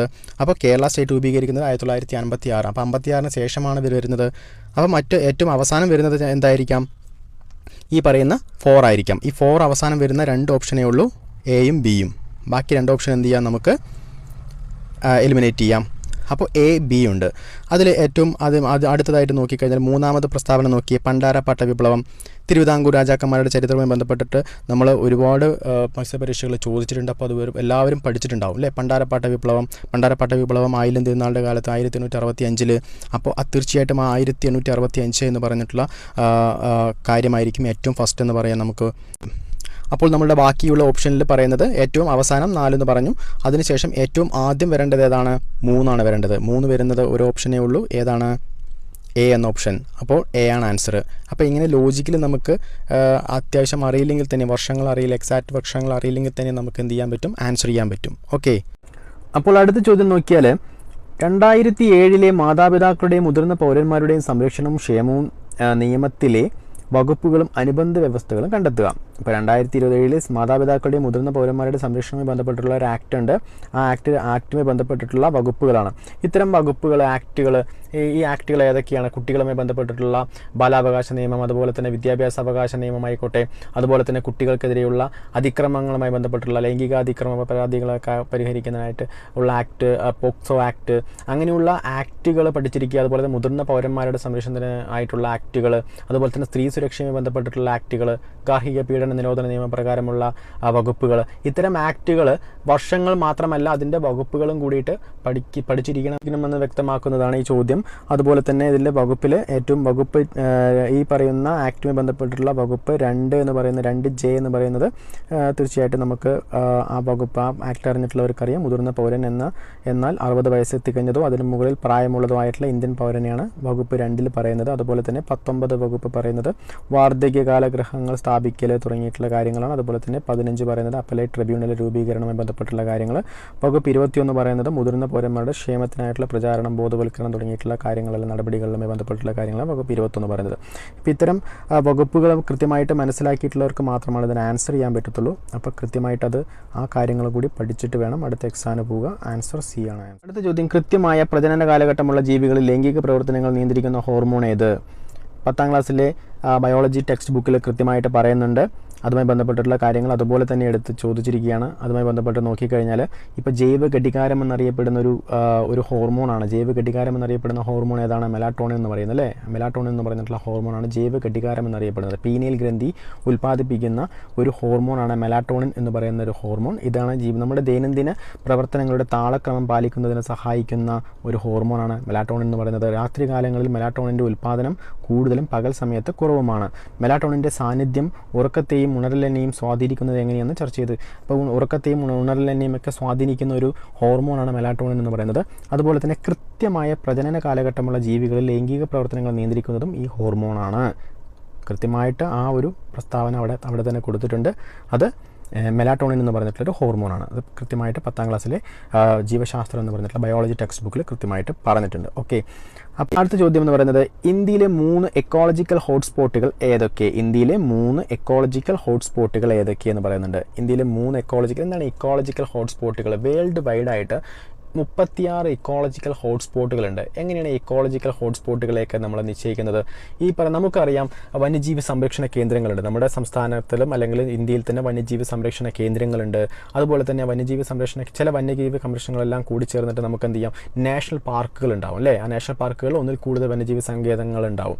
അതുപോലെ തന്നെ ബയോസ്ഫിയർ റിസർവുകളുണ്ട്. അപ്പോൾ ചിലപ്പോൾ കൂടുതൽ ഒന്നിൽ കൂടുതൽ നാഷണൽ പാർക്കുകളെല്ലാം കൂടി ചേർന്ന് എന്തുണ്ടാവുന്നു, ബയോസ്ഫിയർ റിസർവുകൾ ഉണ്ടാവുന്നു. ഓക്കെ, ഇതെല്ലാം ആ രാജ്യത്തിനുള്ളിലാണ് കാണപ്പെടുന്നത്. ആ രാജ്യത്തിനകത്ത് തന്നെ കാണപ്പെടുന്ന ഒരു സംഭവങ്ങളാണ് ഈ ബയോസ്ഫിയർ റിസർവ് ആയിക്കോട്ടെ, വന്യജീവി സങ്കേതങ്ങൾ, നാഷണൽ പാർക്കുകളായിക്കോട്ടെ. എന്നാൽ എക്കോളജിക്കൽ ഹോട്ട്സ്പോട്ട് എന്ന് പറയുന്നത് ഒരു രാജ്യാതിർത്തികൾക്കപ്പുറത്തേക്ക് വ്യാപിച്ചു കിടക്കുന്ന ഒരു എക്കോളജിക്കൽ ജൈവ വൈവിധ്യ ശൃംഖലയാണ് നമ്മൾ എക്കോളജിക്കൽ ഹോട്ട്സ്പോട്ടുകൾ എന്ന് പറയുന്നത്. അതിൽ എൻഡേഞ്ചേർഡ് സ്പീഷീസ് വരാം. അതായത് ആ ഒരു എക്കോളജിക്കൽ ഹോട്ട്സ്പോട്ടിൽ തന്നെ മാത്രം കാണപ്പെടുന്ന ചില ജീവവർഗ്ഗങ്ങൾ കാണാം. മറ്റു ഭൂമിയിലെ മറ്റു ഭാഗങ്ങളിൽ കാണപ്പെടാത്ത ആ ഹോട്ട്സ്പോട്ടിൽ മാത്രം കാണപ്പെടുന്ന ചില പെക്യൂലർ ആയിട്ടുള്ള ചില ജൈവ വൈവിധ്യ ശൃംഖലകളെ നമുക്ക് അവിടെ കാണാൻ കഴിയും. ഓക്കെ, ഇത്തരം ഹോട്ട്സ്പോട്ടുകളാണ് എക്കോളജിക്കൽ ഹോട്ട്സ്പോട്ടുകൾ എന്ന് പറയുന്നത്. വേൾഡ് വൈഡ് ആയിട്ട് 36 എക്കോളജിക്കൽ ഹോട്ട്സ്പോട്ടുകളാണുള്ളത്. അതിൽ ഇന്ത്യയിൽ പ്രധാനപ്പെട്ട എക്കോളജിക്കൽ ഹോട്ട്സ്പോട്ട് എന്ന് പറയുന്നത് ഈ പറയുന്ന ഹോട്ട്സ്പോട്ടുകളാണ്. അതിലാദ്യമായിട്ട് ഈ പശ്ചിമഘട്ടം എന്ന് പറയുന്ന ഹോട്ട്സ്പോട്ട് ഉണ്ട്. വെസ്റ്റേൺ ഗാട്സ് ആൻഡ് ശ്രീലങ്കയും വെസ്റ്റേൺ ഗാട്സും ഉൾപ്പെടുന്ന ഒരു എക്കോളജിക്കൽ ഹോട്ട്സ്പോട്ട് ഉണ്ട്. അതുപോലെ തന്നെ ഹിമാലയം ഉൾപ്പെടുന്ന ഹിമാലയത്തിൻ്റെ എല്ലാ ഭാഗങ്ങളും, അത് പാകിസ്ഥാൻ, അതുപോലെ തന്നെ ഇന്ത്യ, ചൈന, നേപ്പാൾ തുടങ്ങിയിട്ടുള്ള രാജ്യങ്ങളെല്ലാം വ്യാപിച്ച് കിടക്കുന്ന ആ ഒരു ഹിമാലയത്തിൻ്റേതായിട്ടുള്ളൊരു എക്കോളജിക്കൽ ഹോട്ട്സ്പോട്ട് ഉണ്ട്. അതുപോലെ തന്നെ ഇൻഡോ ബർമ റീജിയണിൽ വരുന്നൊരു ഹോട്ട്സ്പോട്ട് കാണുന്നുണ്ട്. ഇൻഡോ ബർമ മാത്രമല്ല, ഇന്ത്യയുടെ വടക്ക് കിഴക്കൻ സംസ്ഥാനങ്ങളിലാണ് അത് പ്രധാനമായിട്ടും. ഇൻഡോ ബർമ റീജിയണിൽ വരുന്ന ബയോഡൈവേഴ്സിറ്റി ഹോട്ട്സ്പോട്ട് പ്രധാനമായിട്ടും വടക്ക് കിഴക്കൻ സംസ്ഥാനങ്ങൾ കേന്ദ്രീകരിച്ചിട്ടാണ്. അപ്പോൾ അത് പ്ലസ് ബർമ, അതുപോലെ തന്നെ മറ്റു രാജ്യങ്ങൾ, തായ്ലൻഡ്, അതുപോലെ ലാവോസ് തുടങ്ങിയിട്ടുള്ള മറ്റു രാജ്യങ്ങളെല്ലാം കൂടി ചേർന്നിട്ടുള്ള, വിയറ്റ്നാം തുടങ്ങിയിട്ടുള്ള രാജ്യങ്ങളെല്ലാം പടർന്ന് കിടക്കുന്നൊരു ബയോഡൈവേഴ്സിറ്റി ഹോട്ട്സ്പോട്ടാണത്. അതുപോലെ തന്നെ സുണ്ടാലാൻഡ് എന്ന് പറഞ്ഞിട്ടുള്ളൊരു ഹോട്ട്സ്പോട്ട് ഉണ്ട്. അത് തീർച്ചയായിട്ടും നമ്മുടെ ആൻഡമാൻ നിക്കോബാർ ദ്വീപുകൾ അതിൽ അടങ്ങിയിട്ടുണ്ട്. സുണ്ടാലാൻഡിൻ്റെ ഭാഗമാണ്, ബയോഡൈവേഴ്സിറ്റി ഹോട്ട്സ്പോട്ടിൻ്റെ ഭാഗമാണ്. അതുപോലെ തന്നെ മലേഷ്യ, സിംഗപ്പൂർ, അതുപോലെ തന്നെ ഇന്തോനേഷ്യയുടെ ഭാഗങ്ങൾ തുടങ്ങിയിട്ടുള്ള ഭാഗങ്ങളെല്ലാം ഏതിൻ്റെ ഭാഗമാണ്?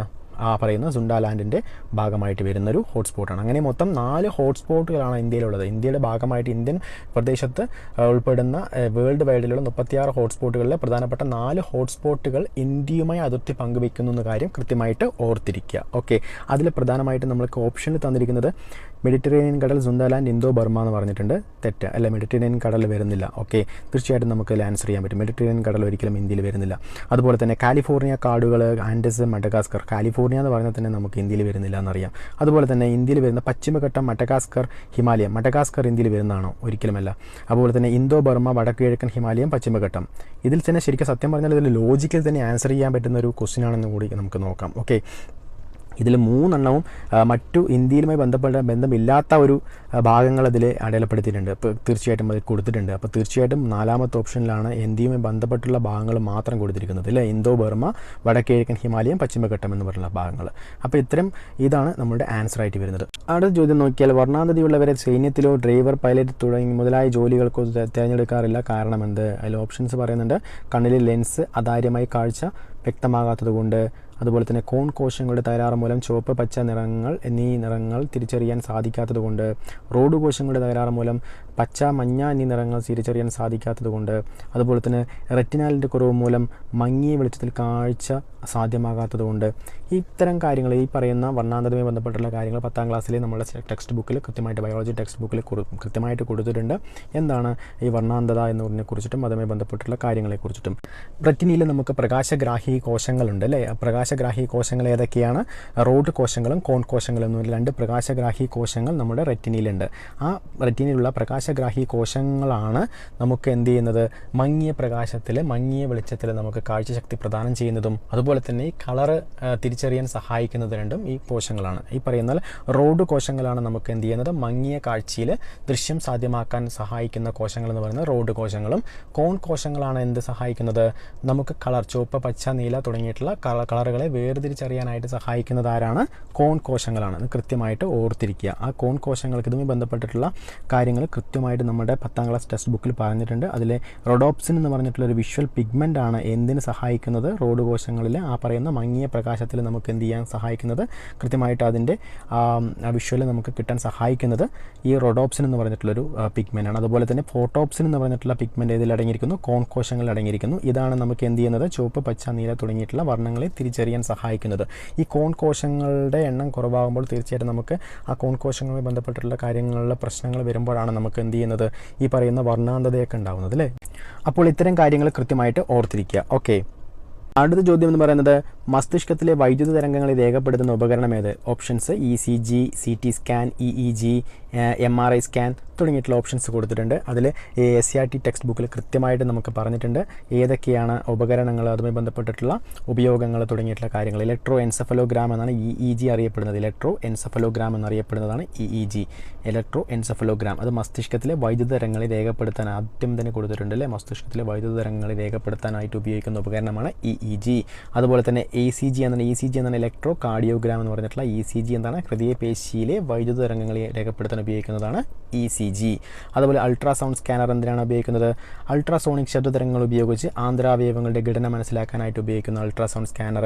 CT സ്കാനർ അഥവാ കമ്പ്യൂട്ടർ ടൊമോഗ്രഫി സ്കാനർ എന്നറിയപ്പെടുന്ന സ്കാനർ എക്സ്റേയുടെയും കമ്പ്യൂട്ടറിൻ്റെയും സഹായത്തോടെ ആന്തരാവയവങ്ങളുടെ ത്രിമാന ദൃശ്യങ്ങൾ ലഭ്യമാക്കുന്നു. ഓക്കെ, അതുപോലെ തന്നെ MRI സ്കാനർ എന്തിനാണ്, മാഗ്നറ്റിക് റെസൊണൻസ് ഇമേജിംഗ് സ്കാനർ എന്നറിയപ്പെടുന്ന MRI സ്കാൻ എന്തിനാണ്, പ്രധാനമായിട്ടും ആന്തരാവയവങ്ങളുടെ ത്രിമാന ദൃശ്യങ്ങൾ ലഭ്യമാക്കാനായിട്ട് ഉപയോഗിക്കുന്നു. ആന്തരാവയവങ്ങളുടെ ത്രിമാന ദൃശ്യങ്ങളായിട്ട് ലഭ്യമാക്കാനൊക്കെയായിട്ട് ഉപയോഗിക്കുന്നതാണ് MRI സ്കാൻ. അപ്പോൾ ഈ സ്കാനറുകളും അതുമായി ബന്ധപ്പെട്ടുള്ള ഈ ഇലക്ട്രോ എൻസെഫലോഗ്രാം, EEG ആയിക്കോട്ടെ, ECG ആയിക്കോട്ടെ തുടങ്ങിയിട്ടുള്ള കാര്യങ്ങളും അതിൻ്റെ ഉപയോഗങ്ങളും കൃത്യമായിട്ട് ഇതിൽ പറഞ്ഞിട്ടുണ്ട്. 10ാം ക്ലാസ്സിലെ ടെക്സ്റ്റ് ബുക്കിൽ, ബയോളജി ടെക്സ്റ്റ് ബുക്കിൽ പറഞ്ഞിട്ടുണ്ട്. അത് കൃത്യമായിട്ട് പഠിച്ചിട്ടുള്ളവർക്ക് നമുക്ക് എന്ത് ചെയ്യാൻ പറ്റും, ആൻസർ ചെയ്യാൻ പറ്റുമായിരുന്നു. ഓക്കെ, അപ്പോൾ തീർച്ചയായിട്ടും അതെല്ലാം എല്ലാവരും അടുത്ത ഘട്ടത്തിൽ കൃത്യമായിട്ട് തരും. ഈ പറയുന്ന ഇതുമായി ബന്ധപ്പെട്ടുള്ളത് മാത്രമല്ല, അതിന് അനുബന്ധമായിട്ടുള്ള ആ ടെക്സ്റ്റ് ബുക്ക് പൂർണ്ണമായിട്ട് തന്നെ വായിക്കാനുള്ള ഒരു ശ്രമം നടത്തുക. അതെല്ലാം ഒന്ന് റിവിഷൻ ചെയ്തിട്ട് തന്നെ പോവുക. ഓക്കെ, അടുത്ത ചോദ്യം നോക്കിയാൽ താഴെ തന്നിരിക്കുന്നവയിൽ ടൈപ്പ് 2 പ്രമേഹത്തിന് അനുയോജ്യമല്ലാത്ത പ്രസ്താവന എന്ത്? അതിൽ A എന്ന പ്രസ്താവന ലക്ഷ്യകോശങ്ങൾക്ക് ഇൻസുലിനെ ഉപയോഗിക്കാൻ കഴിയാത്തതാണ് ടൈപ്പ് 2 പ്രമേഹത്തിന് കാരണം. B പൊണ്ണത്തടിയും ജീൻ തകരാറും ഈ രോഗത്തിന് കാരണമാകുന്നു. C ആഹാരവും നിയന്ത്രണവും വ്യായാമവും ആവശ്യമെങ്കിൽ മരുന്നുകൾ വഴിയും ഈ രോഗാവസ്ഥ നിയന്ത്രിക്കാം. D പ്രസ്താവനയിൽ പറയുന്നത് മുകളിൽ പറഞ്ഞ പ്രസ്താവനകളെല്ലാം തെറ്റാണ്.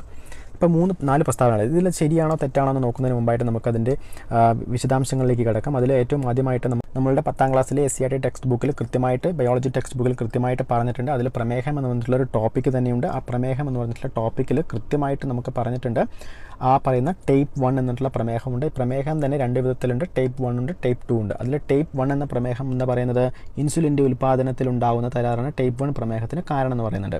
ശ്വേതരക്താണുക്കളായ T ലിംഫോസൈറ്റുകൾ പാൻക്രിയാസിലെ ബീറ്റാ കോശങ്ങളെ നശിപ്പിക്കുന്നതാണ് ഇതിന് കാരണം എന്ന് പറയുന്നുണ്ട്. ആവശ്യമായിട്ടുള്ള അളവിൽ ഇൻസുലിൻ നൽകുകയാണ് ഇതിൻ്റെ ചികിത്സ എന്നും കൂടി പറയുന്നുണ്ട്. ടൈപ്പ് 1 പ്രമേഹത്തിൻ്റെ കാര്യമാണ് പറഞ്ഞത്. അതുപോലെ തന്നെ ടൈപ്പ് 2 പ്രമേഹം എന്താണ് പറയുന്നത്, ലക്ഷ്യകോശങ്ങൾക്ക് ഇൻസുലിനെ ഉപയോഗിക്കാൻ കഴിയാത്ത ടൈപ്പാണ് ടൈപ്പ് 2 പ്രമേഹത്തിനുള്ള കാരണം. ലക്ഷ്യകോശങ്ങൾക്ക് ഇൻസുലിൻ ഉപയോഗിക്കാൻ കഴിയാത്തതാണ് ടൈപ്പ് 2 പ്രമേഹത്തിനുള്ള കാരണം എന്ന് പറയുന്നുണ്ട് അല്ലേ. ഇതിൽ പറയുന്നുണ്ടോ ലക്ഷ്യകോശങ്ങൾക്ക് ഇൻസുലിൻ ഉൽപ്പാദിപ്പിക്കാൻ കഴിയാത്തതാണ് ടൈപ്പ് 2 പ്രമേഹത്തിന് കാരണം എന്ന് പറഞ്ഞിട്ട് ആദ്യത്തെ പ്രസ്താവന പറയുന്നുണ്ട്. അതപ്പോൾ എന്താണ്, ശരിയാണെന്ന് പറയാം. അതുപോലെ തന്നെ പൊണ്ണത്തടിയും ജീൻ തകരാറും ഈ രോഗത്തിന് കാരണങ്ങളാണ്. പൊണ്ണത്തടിയും ജീൻ തകരാറും ഈ രോഗത്തിന് കാരണങ്ങളാണെന്ന് പറഞ്ഞിട്ടുണ്ട്. പ്രസ്താവന അങ്ങനെ തന്നെ എടുത്ത് വെച്ചിരിക്കുകയാണ്. ഓക്കെ, അതുപോലെ തന്നെ വ്യായാമവും ആഹാര നിയന്ത്രണവും ആവശ്യമെങ്കിൽ മരുന്നുകളുടെ ഉപയോഗം മൂലം രോഗാവസ്ഥ നിയന്ത്രിക്കാമെന്ന് പറയുന്നുണ്ട് അല്ലേ. അതുപോലെ തന്നെ ഈ പ്രസ്താവന ഇവിടെ 3ാമത്തെ പ്രസ്താവന പറയുന്നുണ്ട് ആഹാരവും നിയന്ത്രണവും വ്യായാമവും ആവശ്യമെങ്കിൽ മരുന്നുകളുടെ ഉപയോഗം വഴി നമുക്ക് രോഗാവസ്ഥ നിയന്ത്രിക്കാം. ഈ 3 പ്രസ്താവനകളും ശരിയാണ് അല്ലേ. ടൈപ്പ് 2 പ്രമേഹവുമായി ബന്ധപ്പെട്ട കാര്യങ്ങൾ ഇതിൽ പറയുന്നത് ശരിയാണ്. പക്ഷേ D എന്ന പ്രസ്താവന എന്താ പറയുന്നത്, മുകളിൽ പറഞ്ഞ പ്രസ്താവനകളെല്ലാം തെറ്റാണെന്ന് പറഞ്ഞിട്ടുണ്ട്. അപ്പോൾ ഏതാണ് ഇതിൽ തെറ്റായിട്ടുള്ള പ്രസ്താവന എന്ന് പറയുന്നത് ഡി ആണ് അല്ലേ. മുകളിൽ പറഞ്ഞ പ്രസ്താവനകളെല്ലാം തെറ്റാണെന്ന് പറഞ്ഞ പ്രസ്താവനയാണ് ഇതിൽ തെറ്റ്. ഓക്കെ, ഇപ്പോൾ ഈ SCERT ടെക്സ്റ്റ് ബുക്കിൽ കൃത്യമായിട്ട് അതേ ഭാഗം തന്നെ അടർത്തിയെടുത്തിട്ടാണ് നമുക്ക് ഈ പറയുന്ന പ്രസ്താവനകളാണ് കൊടുത്തിരിക്കുന്നത്. അപ്പോൾ തീർച്ചയായിട്ടും നമ്മൾ SCERT ബയോളജി ടെക്സ്റ്റ് ബുക്ക് ആയിക്കോട്ടെ, എക്കണോമിക്സ് ആയിക്കോട്ടെ, സോഷ്യൽ സയൻസ് ആയിക്കോട്ടെ, എല്ലാ കാര്യങ്ങളും കൃത്യമായിട്ട് പഠിച്ചിരിക്കുക. ഫിസിക്സ് ആയിക്കോട്ടെ, ആ ഫിസിക്സിൽ നിന്നും ഒരുപാട് ചോദ്യങ്ങൾ ഇതുമായി ബന്ധപ്പെട്ട് വന്നിട്ടുണ്ട്. അപ്പോൾ ഇത്തരം കാര്യങ്ങളെല്ലാം കൃത്യമായിട്ട് ആ ടെക്സ്റ്റ് ബുക്ക് കറക്റ്റായിട്ട് പഠിക്കുക. ഓക്കെ, പഠിച്ചിട്ട് വേണം അടുത്ത ഘട്ടത്തിലുള്ള LDC എക്സാം എഴുതാനായിട്ട്. ഓക്കെ, ഇനി അടുത്ത ചോദ്യം നോക്കിയാൽ കോവിഷീൽഡ് എന്ന COVID-19 വാക്സിൻ വിപണിയിൽ നിന്നും പിൻവലിച്ചു. ഈ വാക്സിൻ്റെ നിർമ്മിച്ച കമ്പനി ഏത്? ആസ്ട്രോസെനസ്ക. നമുക്ക് എല്ലാവർക്കും അറിയാം കോവിഡുമായി ബന്ധപ്പെട്ടുള്ള കാര്യങ്ങൾ. ഓക്കെ, അടുത്ത ചോദ്യം നോക്കിയാൽ വംശനാശ ഭീഷണി നേരിടുന്ന ഏത് ജീവിയെ സംരക്ഷിക്കാനാണ് 2024 മെയ് മാസത്തിൽ മണിപ്പൂർ സർക്കാർ 30 ഏക്കർ പുൽമേട് ഭൂമി അനുവദിച്ചത്? ഏത് പോളോ പോണി എന്ന് പറഞ്ഞിട്ടുള്ളൊരു മൃഗമാണ്. അത് ഒരു കറണ്ട് അഫയേഴ്സ് ചോദ്യമാണ്. അടുത്തതായിട്ട് ഒരു വസ്തുവിൻ്റെ സ്ഥാനം കൊണ്ട് ലഭ്യമാകുന്ന ഊർജ്ജമാണ്. ഏതാണ് ആൻസർ? സ്ഥിതികോർജ്ജം എന്ന് പറയുന്നത്. സ്ഥാനം കൊണ്ട് സ്ഥിതികോർജ്ജവും മൂവ്മെൻറ്റ്സും ഉണ്ട്, അതായത് ആ ചലനം കൊണ്ട് ലഭ്യമാകുന്ന ഊർജ്ജമാണ് ഗതികോർജ്ജം എന്ന് പറയുന്ന ഊർജ്ജം. ഓക്കെ, അത് ഫിസിക്സിലെ ഭാഗമാണ്. അതുപോലെ തന്നെ ഗോളീയ ദർപ്പണത്തിൻ്റെ വക്രത ആരം 40 ഈ ദർപ്പണത്തിൻ്റെ ഫോക്കൽ ദൂരം എത്ര? ഈ ഫോക്കൽ ദൂരം കണ്ടുപിടിക്കുന്നതിനൊക്കെ 10ാം ക്ലാസ്സിൽ കൃത്യമായിട്ട് ടെക്സ്റ്റ് ബുക്കിൽ കൊടുത്തിട്ടുണ്ട്. അത് കൃത്യമായിട്ട് നോക്കുക. 20 സെൻറ്റിമീറ്ററാണ് ആൻസർ. അടുത്തതായിട്ട് ഹൈഡ്രോളിക് ജാക്കിൻ്റെ പ്രവർത്തനം ഏത് നിയമത്തെ അടിസ്ഥാനമാക്കിയുള്ളതാണ്? SCERT ടെക്സ്റ്റ് ബുക്കിൽ കൃത്യമായിട്ട് കൊടുത്തിട്ടുണ്ട് അല്ലേ. പാസ്കൽ നിയമത്തെ അടിസ്ഥാനമാക്കിയിട്ടുള്ളതാണ്. അതുപോലെ തന്നെ അടുത്തതായിട്ട് ചന്ദ്രയാൻ 3 ദൗത്യത്തിൻ്റെ റോവർ അറിയപ്പെടുന്നത് എന്താണ്? ചന്ദ്രയാൻ 3 ബന്ധപ്പെട്ടിട്ടുള്ള അടുപ്പിച്ചിട്ടുള്ള ചോദ്യങ്ങൾ എല്ലാ ഘട്ടത്തിലും ചോദിച്ച് കാണുന്നുണ്ട്. അപ്പോൾ തീർച്ചയായിട്ടും ചന്ദ്രയാൻ 3 ദൗത്യവുമായി ബന്ധപ്പെട്ടുള്ള കാര്യങ്ങൾ പഠിച്ചിരിക്കുക. അതിൽ പ്രധാനപ്പെട്ട ബേസിക്കായിട്ടുള്ള കാര്യങ്ങൾ മാത്രമേ ചോദിച്ചിട്ടുള്ളൂ, കൂടുതൽ ഡീപ്പായിട്ട് ചോദിച്ചിട്ടില്ല എന്ന് കൂടി ഓർത്തിരിക്കുക. ചന്ദ്രയാൻ മിഷനുമായി ബന്ധപ്പെട്ട് 3 പെലോഡുകളാണുള്ളത്. അതിൽ പ്രൊപ്പൽഷൻ മൊഡ്യൂൾ എന്ന് പറഞ്ഞിട്ടുള്ള ഭാഗമുണ്ട്. അത് ചന്ദ്രനെ ചുറ്റി കറങ്ങുന്ന ഭാഗമാണ്. അതുപോലെ തന്നെ ചന്ദ്രനിൽ ഇറങ്ങിയ ഭാഗങ്ങളാണ് ഏതെല്ലാം? ലാൻഡറും റോവറും. ലാൻഡർ വിക്രം എന്നറിയപ്പെടുന്ന ലാൻഡർ ചന്ദ്രനിലേക്ക് ദക്ഷിണ ധ്രുവത്തിലേക്ക് ഇറങ്ങുകയും, അതുപോലെ തന്നെ റോവർ എന്നറിയപ്പെടുന്നത് എന്താണ്? പ്രഗ്യാൻ എന്ന് പറഞ്ഞിട്ടുള്ള റോവർ. ഓക്കെ, പ്രഗ്യാൻ എന്ന് പറഞ്ഞിട്ടുള്ള റോവറാണ്. ഓക്കെ, അത് കൃത്യമായിട്ട് ചന്ദ്രയാൻ 3 ബന്ധപ്പെട്ടുള്ള കാര്യങ്ങളുമായി ബന്ധപ്പെട്ടുള്ള വീഡിയോ, ഒരു ക്യൂക്ക് റിവിഷൻ വീഡിയോ ഞാൻ ചെയ്തിട്ടുണ്ട്. അത് ഇതുമായി ബന്ധപ്പെട്ടുള്ള ഡിസ്ക്രിപ്ഷൻ ബോക്സിൽ കൊടുത്തേക്കാം, എല്ലാവരും കാണുക. ഓക്കെ, അതുപോലെ തന്നെ അടുത്തതായിട്ട് ദ്രവ്യത്തിൻ്റെ 5ാമത്തെ അവസ്ഥ എന്ത്? ദ്രവ്യത്തിന് വിവിധങ്ങളായിട്ടുള്ള അവസ്ഥകളുണ്ട് അല്ലേ. ഖരമുണ്ട്, ദ്രാവകമുണ്ട്, വാതകമുണ്ട്, പ്ലാസ്മയുണ്ട്, അങ്ങനെ വിവിധങ്ങളായിട്ടുള്ള അവസ്ഥകളുണ്ട്. അതിൽ 5ാമത്തെ അവസ്ഥ എന്ന് പറയുന്നത് ബോസ്-ഐൻസ്റ്റീൻ കണ്ടൻസേറ്റ് ആണ്. ദ്രവ്യത്തിൻ്റെ അവസ്ഥകൾ ഏറ്റവും ലേറ്റസ്റ്റ് ആയിട്ട് കണ്ടുപിടിക്കപ്പെട്ട ഒരു അവസ്ഥയും കൂടി ചോദിച്ചിട്ടുണ്ട് ഇതിൽ അല്ലേ. അതൊരു ഈ പറയുന്ന ദ്രവ്യത്തിൻ്റെ ഏതവസ്ഥയാണ് 2023 കണ്ടെത്തിയതെന്ന് പറഞ്ഞിട്ടുള്ളൊരു ചോദ്യം കൂടി വന്നിട്ടുണ്ട്. ചിറാൽ ബോസ് ലിക്വിഡ് സ്റ്റേറ്റ് എന്ന് പറഞ്ഞിട്ടുള്ളൊരു സ്റ്റേറ്റ് കൂടി കണ്ടെത്തിയിട്ടുണ്ട്. അപ്പോൾ ഇത്തരം ദ്രവ്യത്തിന് ഒരുപാട് സ്റ്റേറ്റുകളുണ്ട്. മാറ്ററിന് ഒരുപാട് സ്റ്റേറ്റുകളുണ്ട്. ആ സ്റ്റേറ്റുകൾ ഏകദേശം 22ഓളം സ്റ്റേറ്റുകൾ ഉണ്ടെന്നാണ് പറയപ്പെടുന്നത്. അപ്പോൾ അതിൽ പ്രധാനപ്പെട്ട ചില സ്റ്റേറ്റുകളുടെ പേരുകളാണ് നമുക്ക് പഠിക്കാനുള്ളത്. അതിപ്പോൾ കൃത്യമായിട്ട് നമുക്ക് ഏറ്റവും ഭൂമിയിൽ കാണപ്പെടുന്ന സ്റ്റേറ്റ് എന്ന് പറയുന്നത് കൃത്യമായിട്ട് 3 സ്റ്റേറ്റേ ഉള്ളൂ. അത് ഏതൊക്കെയാണ്? ഖരം, ദ്രാവകം, വാതകം എന്ന് പറഞ്ഞിട്ടുള്ള 3 സ്റ്റേറ്റ് മാത്രമേ ഭൂമിയിൽ കാണപ്പെടുന്നുള്ളൂ. എന്നാൽ പ്രപഞ്ചത്തിൽ കാണപ്പെടുന്ന ഒരുപാട് സ്റ്റേറ്റുകളുണ്ട് അല്ലേ. ആ പ്രപഞ്ചത്തിൽ ഏറ്റവും കൂടുതൽ കാണപ്പെടുന്ന സ്റ്റേറ്റ് എന്ന് പറയുന്നത് ദ്രവ്യത്തിൻ്റെ സ്റ്റേറ്റ് എന്ന് പറയുന്നത് പ്ലാസ്മ സ്റ്റേറ്റ് ആണ് അല്ലേ. അപ്പോൾ ഇത്തരം കാര്യങ്ങൾ കൃത്യമായിട്ട് ഒന്ന് ഓർത്തിരിക്കും. അതുപോലെ തന്നെ ഗൺമെറ്റിൽ അടങ്ങിയിട്ടുള്ള ലോഹങ്ങൾ, കോപ്പർ, ടിന്ന്, സിങ്ക് തുടങ്ങിയിട്ടുള്ള കാര്യങ്ങളെല്ലാം ഇത് കോമ്പോസിഷൻ എല്ലാം കൃത്യമായിട്ട് ഒരുപാട് PSC എക്സാമുകളിൽ ചോദിച്ചിട്ടുള്ളൊരു ചോദ്യമാണ്. അത് തീർച്ചയായിട്ടും എല്ലാവരും പഠിച്ചിരിക്കുക. അതുപോലെ തന്നെ ഉരുളക്കിഴങ്ങ് പോലുള്ള വിളകൾക്ക് അനുയോജ്യമായിട്ടുള്ള മണ്ണിൻ്റെ pH SCERT ടെക്സ്റ്റ് ബുക്കിൽ കൃത്യമായിട്ട് പറഞ്ഞിട്ടുണ്ട് അല്ലേ, 5. അതുപോലെ തന്നെ ഫ്രീസിംഗ് മിശ്രിതം ഉണ്ടാക്കാൻ ഉപയോഗിക്കുന്ന ലവണം എന്ന് പറയുന്നുണ്ട് അല്ലേ. ടേബിൾ സാൾട്ട് എന്നറിയപ്പെടുന്ന ലവണം ഫ്രീസിംഗ് മിശ്രിതം ഉണ്ടാക്കാൻ ഉപയോഗിക്കുന്നു. അതുപോലെ തന്നെ ഇലക്ട്രിക് കാറുകൾക്ക് ഉപയോഗിക്കുന്ന ബാറ്ററികൾ അടങ്ങിയിട്ടുള്ള പ്രധാനപ്പെട്ട മൂലകം. ഇലക്ട്രിക് കാറുകളുടെ ബാറ്ററികൾ പ്രധാനമായിട്ട് നമുക്കെല്ലാം ഇപ്പോൾ അറിയാം. ഇലക്ട്രിക് കാറുകൾ ഒരുപാട് ഇറങ്ങുന്ന സമയമാണ്. ഇലക്ട്രിക് കാറുകൾ മാത്രമല്ല, സ്കൂട്ടറുകൾ ഒരുപാട് ഇറങ്ങുന്നുണ്ട്. അപ്പോൾ അത്തരം ഈ ബാറ്ററികളിൽ പ്രധാനമായിട്ട് അടങ്ങിയിരിക്കുന്നത് ലിഥിയമാണ്. ലിഥിയം നമുക്ക് കണ്ടുപിടിച്ചിട്ടുണ്ട് അല്ലേ. ലിഥിയം ഇവിടെ ജമ്മു കാശ്മീരിൽ ലിഥിയം നിക്ഷേപം കണ്ടെത്തിയിട്ടുണ്ട് അല്ലേ. അപ്പോൾ തീർച്ചയായിട്ടും ഇത്തരം കാര്യങ്ങൾ പഠിക്കുക. അതുപോലെ തന്നെ അടുത്തതായിട്ട് സാഹിത്യവുമായി ബന്ധപ്പെട്ടുള്ള സാംസ്കാരിക സാഹിത്യവുമായി ബന്ധപ്പെട്ടുള്ള കുറച്ച് ചോദ്യങ്ങൾ ചോദിച്ചിട്ടുണ്ട്. അതിൽ ഏറ്റവും ആദ്യത്തേത് ചേരുമ്പടി ചേർക്കുക എന്ന് പറഞ്ഞിട്ടൊരു ചോദ്യം ചോദിച്ചിട്ടുണ്ട്. ഇത്തരം ഒരുപാട് സാഹിത്യപരമായിട്ട് കൃതികളുമെല്ലാം വായിക്കുന്ന ഒരു വ്യക്തികൾക്കാണെങ്കിൽ അത് ഉത്തരം നൽകാൻ എളുപ്പമായിരിക്കും വിചാരിക്കുന്നു. പക്ഷേ അത് കുറച്ച് ടൈം കൺസ്യൂമിംഗ് ആണെന്ന് തോന്നുന്നു. അപ്പോഴത്തേക്കും അറിയുമെങ്കിൽ ആൻസർ ചെയ്യുക, അല്ലെങ്കിൽ വായിച്ച് നോക്കരുത്, അങ്ങോട്ട് സ്കിപ്പ് ചെയ്തേക്കുക. ഓക്കെ, അടുത്തതായിട്ട് അത്യാവശ്യം സ്റ്റാൻഡേർഡുള്ള ക്വസ്റ്റ്യൻസ് തന്നെയാണ് സാഹിത്യവുമായി ബന്ധപ്പെട്ട് ചോദിച്ചിരിക്കുന്നത്. ഇരിമേൻ തമ്പിയുടെ ആട്ടക്കഥകൾ ഉൾപ്പെടാത്തത് ഏത്? അതുപോലെ തന്നെ ചേരുമ്പടി ചേർക്കുക എന്ന് പറഞ്ഞിട്ട് കുറച്ച് ക്യാരക്ടേഴ്സ് പറയുന്നുണ്ട്, അതുമായി ബന്ധപ്പെട്ടിട്ടുള്ള കൃതികൾ പറയുന്നുണ്ട്. അതുപോലെ തന്നെ മുസരിസ് പൈതൃകവുമായി ബന്ധപ്പെട്ടുള്ള കാര്യങ്ങൾ. അതുപോലെ സാഹിത്യം അത്യാവശ്യം സ്റ്റാൻഡേർഡ് കീപ്പ് ചെയ്തിട്ടുണ്ട്. അപ്പോൾ ഇത്രയുമാണ് ഇതുമായി ബന്ധപ്പെട്ട ഈ ചോദ്യപേപ്പറുമായി ബന്ധപ്പെട്ടുള്ള GK ചോദ്യങ്ങൾ. അപ്പോൾ ഈ GK ചോദ്യങ്ങളും അതിൻ്റെ അനുബന്ധ ഭാഗങ്ങളെല്ലാം നമ്മൾ പഠിച്ചു. അതുമായി ബന്ധപ്പെട്ടുള്ള മേഖലകൾ ഏതൊക്കെയാണെന്ന് നോക്കി. അപ്പോൾ കൃത്യമായിട്ടുള്ള ഇമ്പോർട്ടൻ്റ് ആയിട്ടുള്ള ഈ മേഖലകളെക്കുറിച്ച് കൃത്യമായി മനസ്സിലാക്കി പഠിക്കുക. അതുമായി ബന്ധപ്പെട്ടുള്ള SCERT ബുക്സുകൾ ആവർത്തിച്ച് വായിച്ച് മനസ്സിലാക്കി പഠിക്കുക. അതുമായി ബന്ധപ്പെട്ടുള്ള ചോദ്യങ്ങൾ തീർച്ചയായിട്ടും അടുത്ത ഘട്ടത്തിലേക്ക് പ്രതീക്ഷിക്കാം. ഓക്കെ, ഈ വീഡിയോ ഇഷ്ടപ്പെട്ടാൽ തീർച്ചയായിട്ടും ലൈക്ക് ചെയ്യുക, ഷെയർ ചെയ്യുക, സബ്സ്ക്രൈബ് ചെയ്യുക. Thank you.